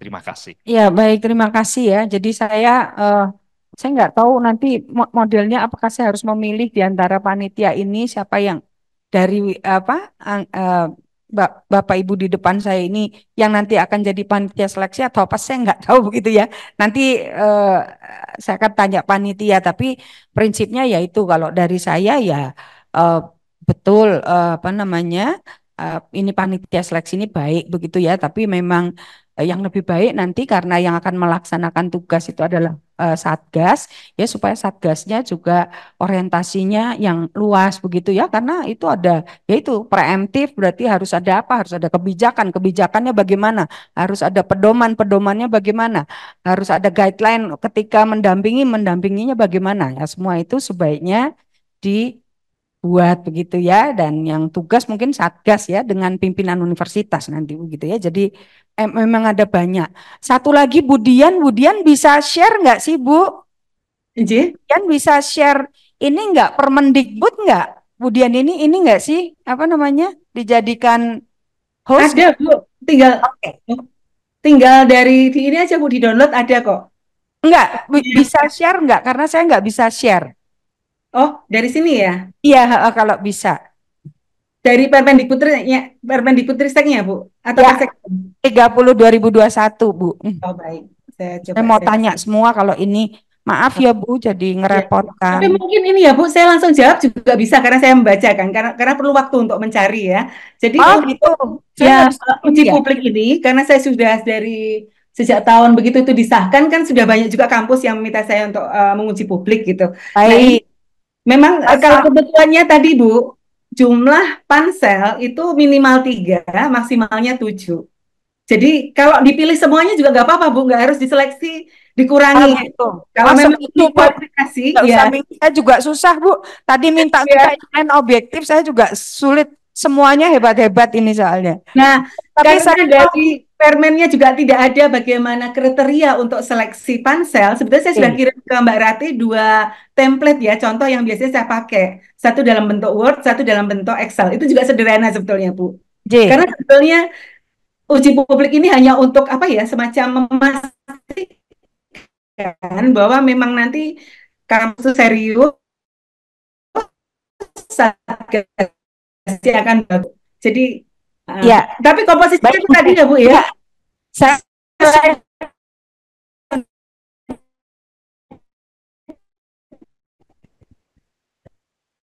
Ya,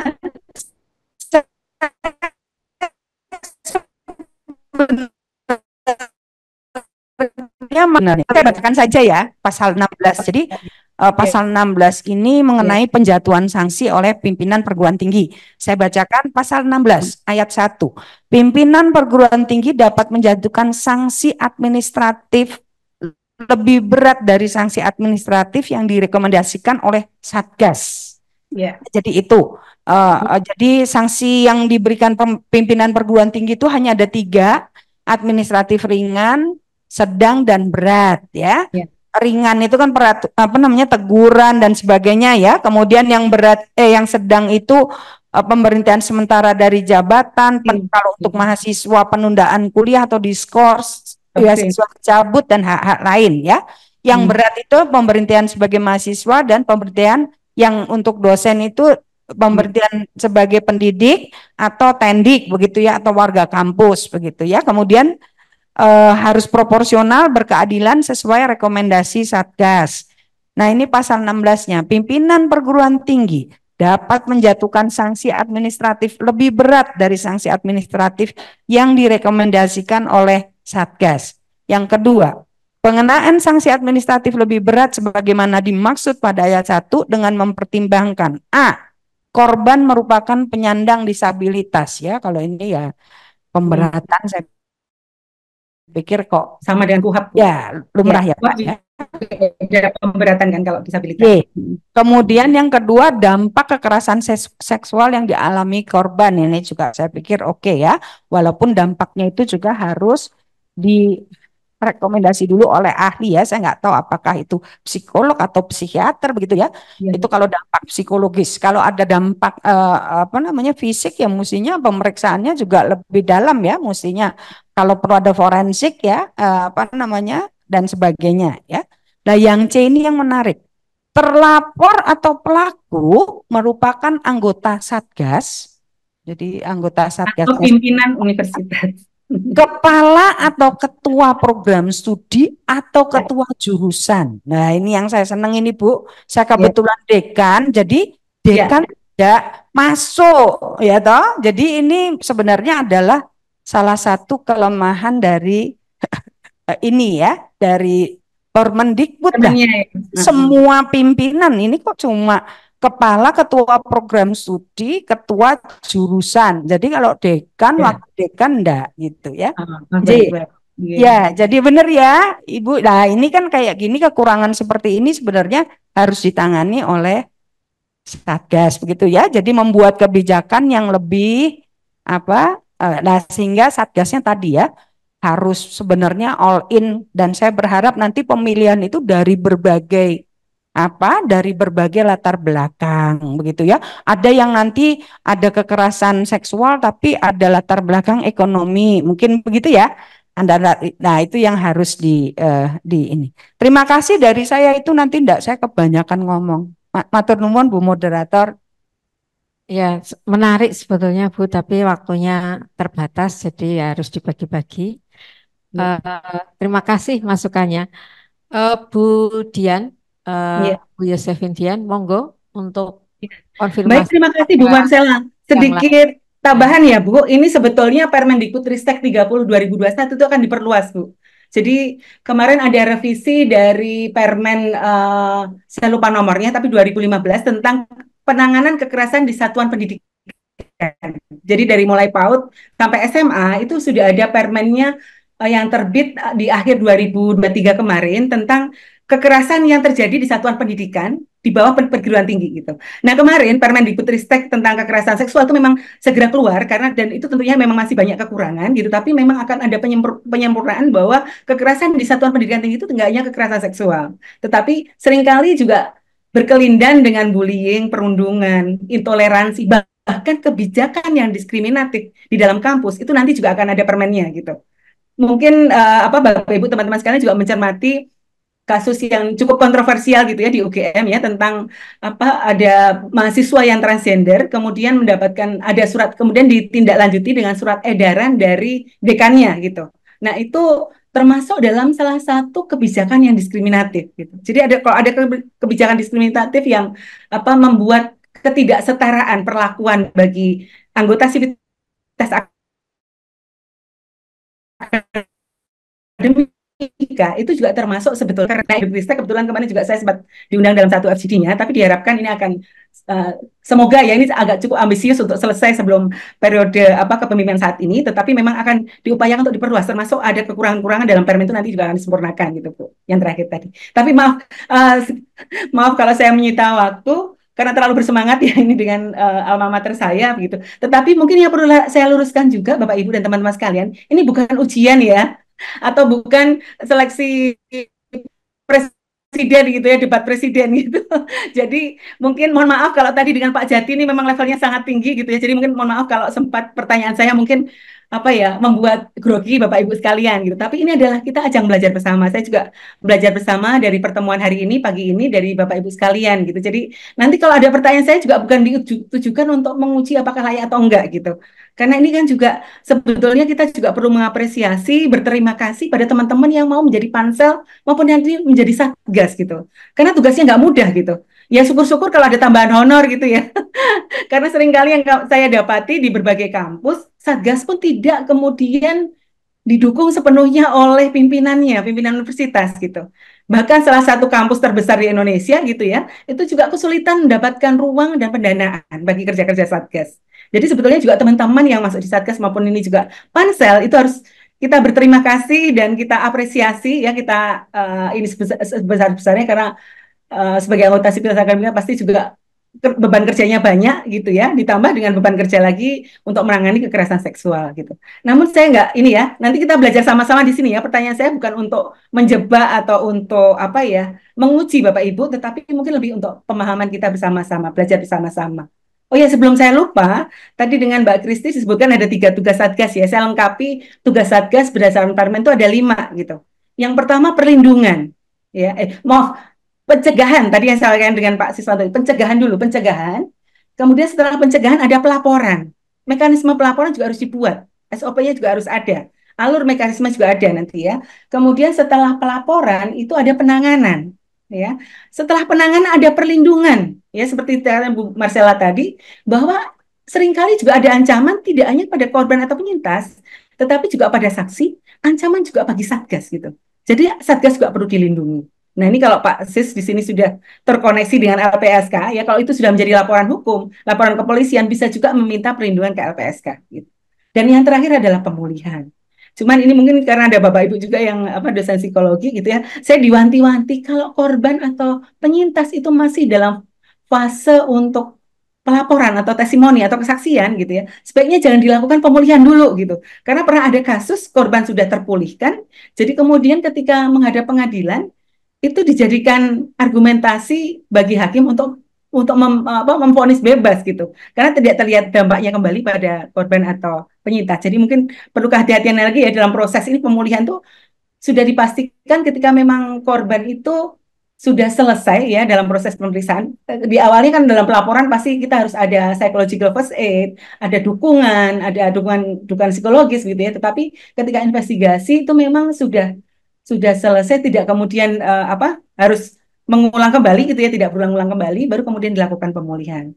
Nah, pemulihan ini kalau tadi Bu Marcella juga menyangkut tentang pelaku ya, pelaku ini sendiri memang dalam semua mandat terkait kekerasan di Indonesia ya seperti PKDRT penanganan kekerasan dalam rumah tangga yang tahun ini 20 tahun diundangkan gitu ya, Permendikbudristek maupun Undang-Undang TPKS dan undang-undang yang terkait kekerasan berbasis gender lain ada mandat tentang konseling pengubahan perilaku bagi pelaku ya.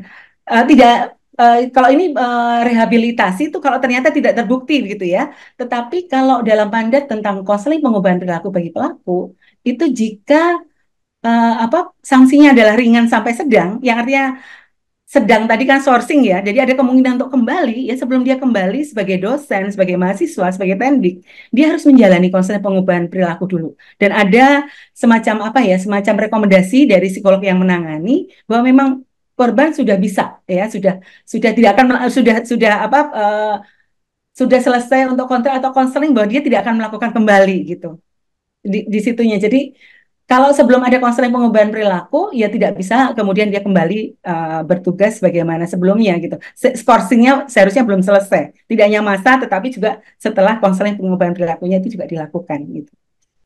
Jadi memang ada Ibu mandat tentang apa? Tentang keterkaitan dengan pelaku, termasuk kalau dia memang tidak terbukti ya harus direhabilitasi ininya ya nama baiknya. Meskipun kita juga sadar dalam kasus kekerasan seksual sebelum terbukti atau tidak, namanya pelaku kalau sudah dilaporkan itu sudah jatuh sanksi sosial gitu. Wah kamu predator, wah kamu sebagai pelaku kekerasan seksual meskipun kadangkala ya memang tidak terlalu sering karena untuk testimoni bersuara sebagai korban juga tidak mudah gitu. Tapi kadangkala juga terjadi sebetulnya yang menjadi korban itu justru yang dilaporkan gitu. Meskipun nggak banyak ya jumlahnya, tetapi itu ada terjadi gitu. Fake report gitu ya, laporan-laporan palsu gitu. Kalau di US itu dalam jurnal yang saya baca di US itu ada berapa prosentasenya. Tapi kalau di Indonesia belum ada ya prosentasenya berapa laporan yang sebetulnya dan laporan yang palsu gitu. Karena ini sebenarnya laporan palsu ini sangat mengganggu karena kemudian mengancam juga kepercayaan terhadap korban atau korban yang mengalami betul ya kasusnya dan kemudian tidak dipercaya karena sebelumnya ada laporan yang tidak benar gitu. Dan ini sebenarnya juga mengganggu. Tapi memang itu bisa saja terjadi meskipun tidak banyak ya mungkin yang terjadi. Nah, ini kembali pada panelis ya. Saya mungkin ke teman-teman mahasiswa dulu ya, Mbak Maria dengan Mbak Emma dengan Mbak Dian gitu ya. Saya ingin tanya, dalam keterkaitan dengan kekerasan seksual, seringkali kita mendengar itu terkaitnya dengan relasi gender dan relasi kuasa. Ini hal yang paling dasar ya, paling fundamental untuk kita bicara kekerasan seksual. Nah, apakah Mbak Emma bisa menjelaskan apa yang dimaksud dengan relasi gender? Dan kemudian Mbak Dian mungkin menjelaskan tentang apa itu relasi kuasa dalam berkaitan kasus-kasus kekerasan berbasis gender, terutama kekerasan seksual. Gitu. Silakan Mbak. Nanti ini bukan ujian ya, kalau memang belum paham atau mungkin nggak apa-apa berpendapat gitu ya. Namanya kita juga kolega ya, mahasiswa dan dosen itu kan juga sama-sama kolega, jadi bisa mengungkapkan pendapatnya. Nanti kalau memang ada yang sekiranya perlu saya luruskan, nanti akan saya tambahkan gitu. Terima kasih. Baik, terima kasih. Saya jawab dulu terkait relasi kuasa dalam kekerasan seksual, yaitu terkait, jadi biasanya pelaku itu... Relasi gender. Gender dulu Mbak, relasi gender. Oh, yang positif. Oke, baik. Untuk terkait relasi gender, jadi biasanya kekerasan seksual itu terjadi karena adanya gender yang bisa berlawanan jenis atau tidak berlawanan jenis. Baik, terima kasih. Nah, gender ini agak berbeda ya dengan jenis kelamin. Jenis kelamin ini adalah sesuatu yang biologis, ya, yang suatu bawaan yang memang sudah tidak bisa kita inikan. Tetapi gender adalah sebetulnya jenis kelamin secara sosial gitu. Karena konstruksi sosial bahwa perempuan itu harus tidak boleh keluar malam gitu ya. Perempuan itu harus lembut, harus berambut panjang misalkan ya, harus lemah lembut, tidak boleh tegas, tidak boleh keras. Sementara laki-laki secara konstruksi sosial, karena dia diletakkan sebagai pemimpin keluarga atau pemimpin itu harus laki-laki, dia harus tegas. Dia harus kalau dia dipukul, ya dia harus membalas dengan memukul gitu. Jadi laki-laki itu secara fisik harus lebih kuat gitu. Sementara perempuan mungkin harus lebih lama. Dalam konstruksi yang lain, bahwa kalau perempuan itu menolak, ya itu artinya kadang-kadang tidak menolak karena dalam konstruksi sosial perempuan itu nggak boleh menolak gitu. Jadi kalau dalam sudut pandang masyarakat kita, kalau perempuan menolak itu bukan berarti tidak gitu, tapi mungkin itu perlu diyakinkan, itu perlu usaha yang lebih keras gitu. Nah, makanya kekerasan seksual itu sering terjadi karena memang perempuan kadang-kadang disalahkan karena pakaiannya. Lah pakaiannya demikian pasti dia juga meminta gitu ya, meskipun dalam kasus-kasus kasus kekerasan seksual di perguruan tinggi yang saya temui bahkan pakaian mahasiswanya yang tertutup gitu ya, tidak hanya tertutup badan tapi itu juga tertutup mukanya, itu juga terjadi kekerasan seksual gitu. Jadi konstruksi relasi gender ini adalah yang menempatkan ya gender tertentu itu di bawah yang lain dan upaya untuk mengontrolnya salah satunya lewat kekerasan seksual gitu. Jadi seperti perempuan dalam budaya kita ya ada juga budaya kawin tangkap gitu ya. Perempuan boleh kalau disukai boleh ditangkap nanti disimpan di rumah kemudian itu boleh dinikahi gitu. Entah dia setuju atau tidak setuju, consent itu tidak diperlukan dari perempuan gitu. Jadi makanya kenapa banyak kasus-kasus kekerasan seksual yang terjadi korbannya sebagian besar perempuan dan pelaku adalah laki, salah satunya adalah karena konstruksi gender tadi. Meskipun sebenarnya gender itu bukan laki-laki dan perempuan, tetapi melekat pada sifat yang feminin maskulin gitu. Jadi adanya relasi yang tidak setara. Ya, perempuan dianggap tidak boleh memberikan pendapat, tidak boleh untuk menolak gitu. Begitu mungkin ya yang kita pahami dulu tentang kekerasan seksual dan basisnya adalah relasi gender. Nah, kalau relasi kuasa, apakah Mbak Dian bisa menjelaskan gitu ya, apa yang dimaksud dengan relasi kuasa? Karena saya dengar tadi kekerasan seksual ini hanya terjadi antara mahasiswa dan mahasiswa gitu, tapi sementara kita perlu juga meletakkan konteks selain relasi gender, juga itu juga paham relasi kuasa. Silakan Mbak Dian. Jadi menurut saya, Ibu izin menjawab, kalau relasi kuasa itu ada di dosen dan mahasiswa. Jadi apa yang dikatakan dosen, kita nggak berani untuk membantah. Jadi mau nggak mau kita bilang iya dan iya. Biasanya itu uh, nggak cuman di dosen aja, mungkin sama yang lebih jabatannya iya tendik lebih tinggi jabatannya. Jadi kita yang mahasiswa nggak berani untuk melawan, jadi cuman iya iya aja gitu. Iya, tepat Mbak Dian ya, terima kasih. Jadi memang relasi kuasa ini juga adalah hubungan yang tidak setara. Kalau gender tadi karena konstruksi sosial, relasi kuasa itu bisa terjadi antara pimpinan dengan bawahan, antara orang tua dengan anak, antara dosen dengan mahasiswa, antara pimpinan kaprodi atau dekan terhadap dosen biasa gitu ya, atau dosen pada tendik, atau dosen pada mahasiswa ataupun juga teknik pada mahasiswa gitu ya, atau mungkin juga kadang-kadang relasi kuasanya lebih lebih kuasa mahasiswa ya dibandingkan tendik atau dengan dosennya, itu juga bisa terjadi gitu. Jadi dalam setiap kita melihat kasus-kasus kekerasan seksual, misalkan melakukan investigasi, kita juga perlu melihat dua perspektif ini. Bagaimana relasi gendernya? Kalau relasi gendernya ternyata pelapornya perempuan, pelakunya laki-laki, tapi kemudian dalam relasi kuasa ternyata perempuannya yang lebih punya kuasa dibandingkan laki-lakinya, itu tentu akan berbeda gitu penanganannya. Dan di sini ini tidak hanya power secara struktural ya, secara formal, tetapi termasuk juga dalam lingkup yang pengaruh. Bahkan relasi kuasa itu bisa terjadi antara seseorang yang tidak dikenal, ya misalkan seseorang yang dikagumi, seperti artis, influencer, terhadap seseorang yang mengaguminya gitu. Jadi relasinya itu tidak hanya relasi struktural, tetapi juga termasuk relasi pengaruh atau kuasa. Kakak tingkat terhadap adik tingkat gitu ya, itu kan juga punya kuasa pengaruh gitu ya. Meskipun secara formal sebetulnya tidak terlalu ini ya, tapi kalau senioritas mungkin. Tetapi ada juga mungkin teman-teman juga membaca ada influencer yang dilaporkan oleh penggemarnya gitu ya karena melakukan kekerasan seksual. Meskipun influencernya bilang bahwa ini suka sama suka gitu, tetapi ada relasi kuasa dalam konteks pengaruh ini. Ya, termasuk juga beberapa laporan kekerasan seksual, misalnya dosen dengan mahasiswa. Seringkali saya juga ditanyakan demikian. Loh Bu, yang memulai duluan kan mahasiswinya. Karena mahasiswinya juga pengen dapat nilai bagus, ingin dekat dengan mahasiswa, dekat dengan dosennya juga single gitu ya. Jadi sebetulnya kan suka sama suka, bukan kekerasan seksual gitu. Tapi dalam konteks dia masih menjadi dosen atau dengan mahasiswa, itu ada struktur yang berbeda, di mana mahasiswa tidak bisa menolak gitu. So dosen kalau disodorkan demikian dia juga harus bisa menolak gitu, karena dosen dalam itikat untuk mengurus segala sesuatu ini ya jenjang jabatan jafung maupun juga dalam serdos itu kan juga ada prinsip-prinsip keteladanan yang harus kita tuliskan di situ. Jadi kalau ada ajakan yang tidak benar dari mahasiswa yang seharusnya bisa ditolak gitu. Kecuali itu adalah relasinya sudah setara. Misalkan sudah alumni dan tidak memerlukan nilai dari dosen lagi gitu. Itu relasinya setara, tidak ada relasi kuasa. Gitu ya Mbak, mudah-mudahan ini adalah seperti fondasi hal basic yang perlu kita ketahui tentang kekerasan seksual itu sendiri. Nah, kekerasan seksual itu dalam ukurnya tadi karena Bu Marcella juga bilang dalam konteks ini ya sanksi gitu ya, yang dilihat memang tidak hanya perbuatannya gitu.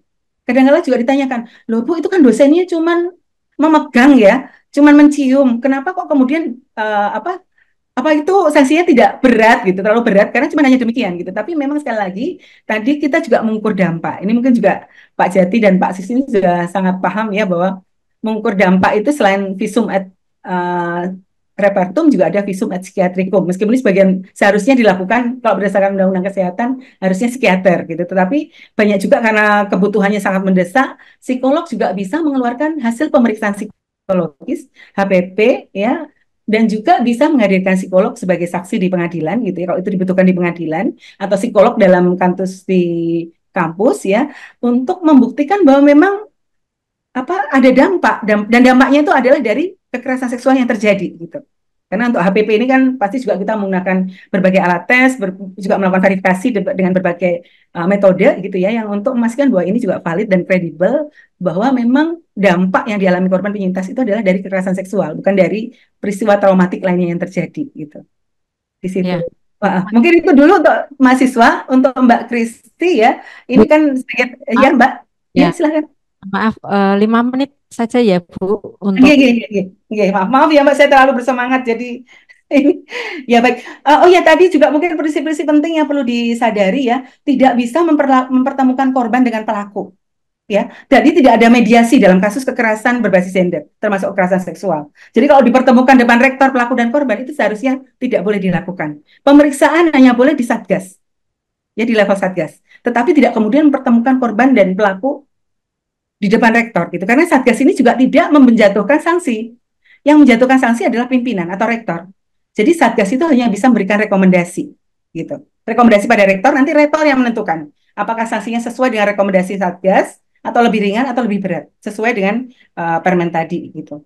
Kemudian juga dalam hal tadi pembekalan ya, pembekalan untuk badis ataupun student center, selain psychological first aid, mungkin juga teman-teman perlu dibekali juga teknik stabilisasi emosi, relaksasi, yang untuk membantu korban untuk tenang gitu. Kalau sebelum dia akan bercerita gitu ya. Kemudian untuk Mbak Kristi, karena Mbak Kristi adalah tendik ya, bagaimana juga nanti Mbak Kristi membantu untuk administrasi dari Satgas sendiri. Karena meskipun ini nanti pansel tidak boleh, kalau pansel yang terpilih ya tidak boleh dipilih untuk menjadi Satgas, hanya menjadi pansel gitu ya. Tapi Satgas ini perlu dibekali. Nah tadi juga belum keluar tentang concern ya. Ada banyak berbagai form terkait dengan concern, dengan persetujuan. Ketika pelaporan itu juga harus ada formulir-formulir yang diisi, termasuk persetujuan bahwa itu dilaporkan. Persetujuan bahwa itu akan ditindaklanjuti gitu. Karena kalau tidak, itu juga banyak terjadi kasus gugatan, ya bahkan bisa gugatan dari korban atau penyintas pada Satgas atau pada yang mendampingi gitu. Saya tidak ingin prosesnya seperti ini kok. Meskipun dia menyatakan iya, tapi suatu saat mungkin dia bisa berubah pikiran gitu. Bagaimana juga sebagai tendik nanti akan memikirkan administrasi yang harus dilakukan oleh teman-teman Satgas gitu ya. Karena sekali lagi Satgas juga punya kewajiban moral untuk Pansel punya kewajiban moral untuk membantu Satgas. Kemudian sekaligus saja ya supaya cepat ke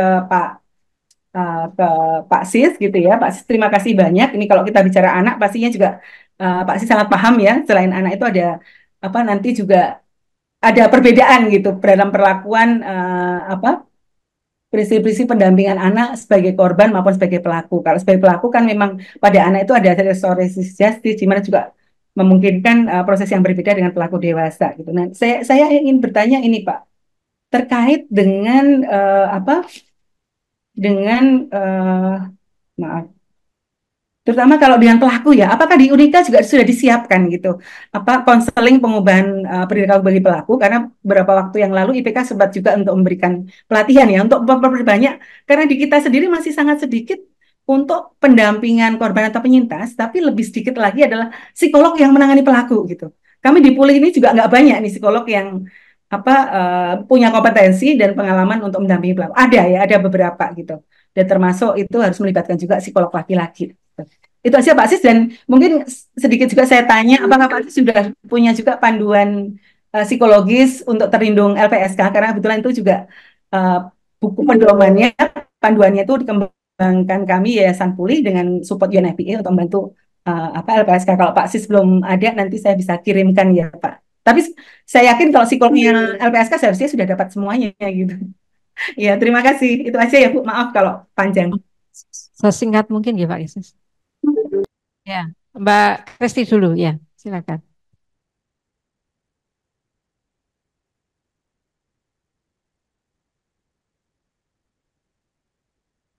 Untuk membantu administrasi dari PPKS sendiri, itu kan memang utamanya itu mengutamakan kepentingan korban.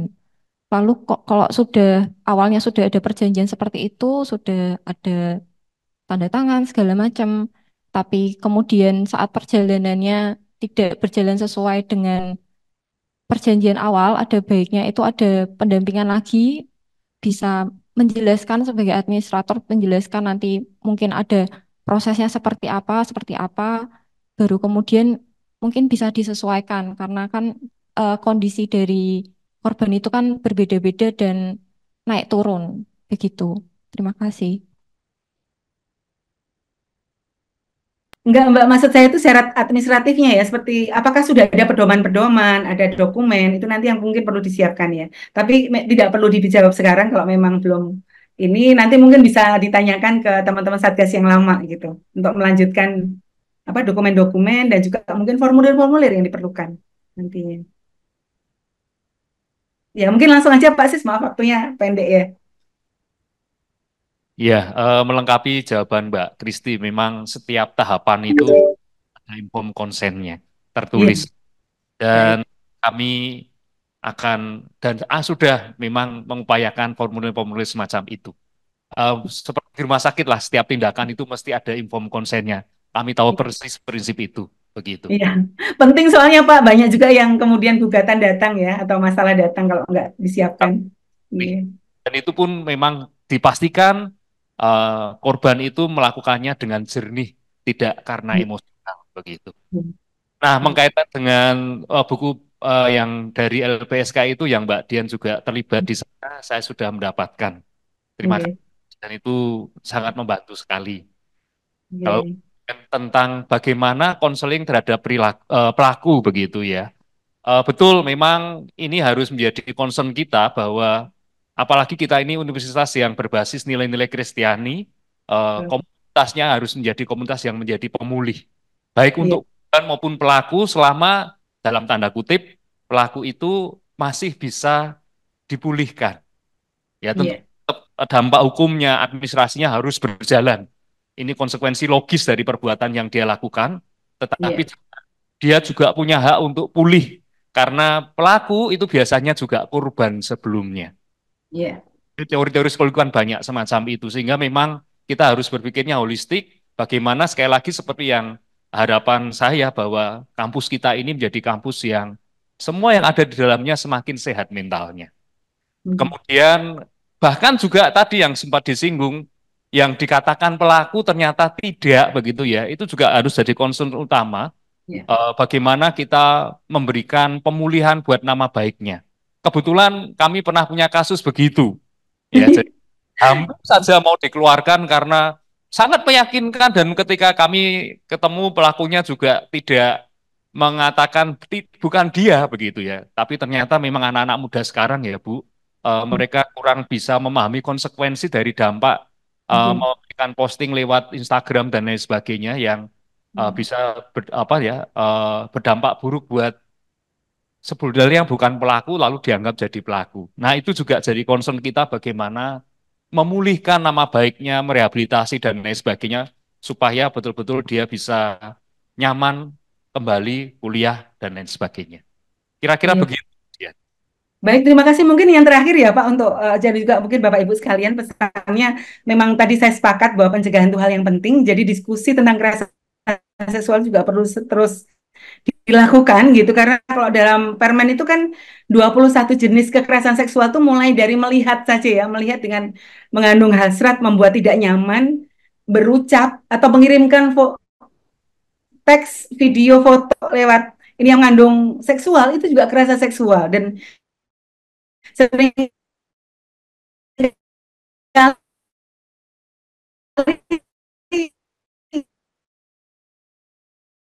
itu bukan untuk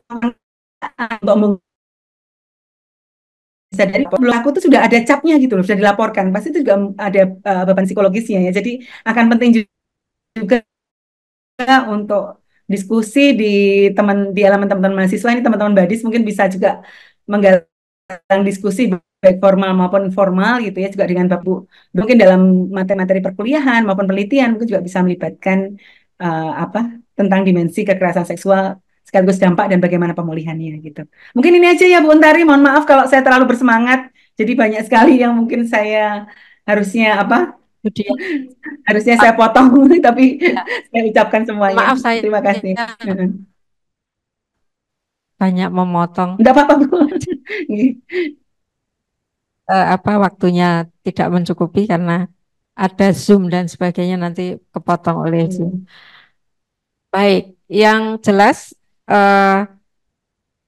sudah banyak yang dilakukan oleh Unika Sugio Pranoto dengan segala perangkatnya. Kita tahu yang resmi ada misalnya Student Care dan lain-lain sudah banyak yang dilakukan. Namun demikian sesuai dengan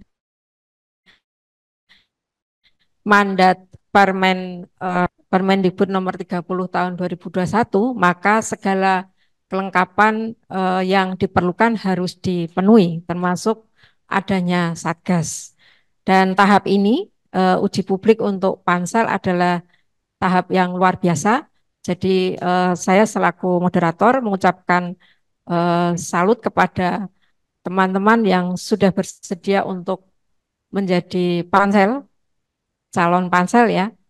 Dan saya sih optimis nanti terpilih semua, Pak, Mbak Kristi, Mbak Dian Arum, dan Pak Sis, serta Mbak Maria. Maria, saya kalau namanya panjang tadi jadi Mbak lupa. Emma.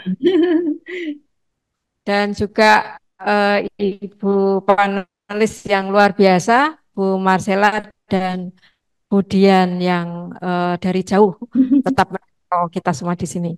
Tentu saja terima kasih saya ucapkan kepada para hadirin dan juga penghargaan yang luar biasa kepada panitia. Mungkin nanti bisa dijelaskan setelah ini tahapnya akan bagaimana atau dijelaskan sekarang atau setelah saya tutup, saya persilakan.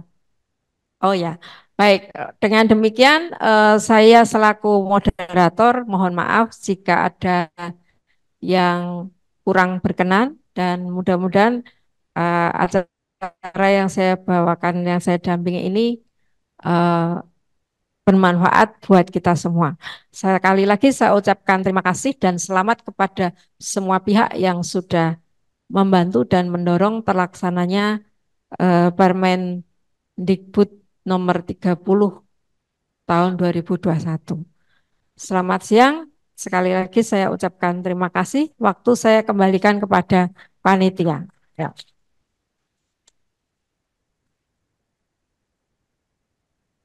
Ya, terima kasih kepada Bu Untari. Kita tepuk tangan sekali lagi kepada 5 calon panitia seleksi, kepada para panelis Mbak Dian dan Bu Marcella, serta moderator kita yang luar biasa, Bu Untari, yang sudah memandu acara uji publik pada pagi sampai siang hari ini. Semoga dari sesi paparan, pertanyaan dan jawaban yang telah diberikan oleh calon panitia seleksi dapat memperluas wawasan dan dapat memilih calon Satgas PPKS yang kredibel dan berkualitas, serta dapat memaksimalkan lagi dalam melaksanakan tugasnya guna mendukung kehidupan masyarakat yang lebih baik, terutama dalam proses pencegahan dan penanganan kekerasan seksual di lingkungan pendidikan Sugio Pranoto Catholic University. Ya, demikian Bapak Ibu, Mas Mbak, ada mahasiswa, mahasiswi Sugio Pranoto Catholic University juga, dan Bapak Ibu Kepala UPT Biro Lembaga yang telah berkenan hadir, matur nuwun. Kegiatan uji publik calon panitia seleksi Satgas PPKS SIU telah berakhir.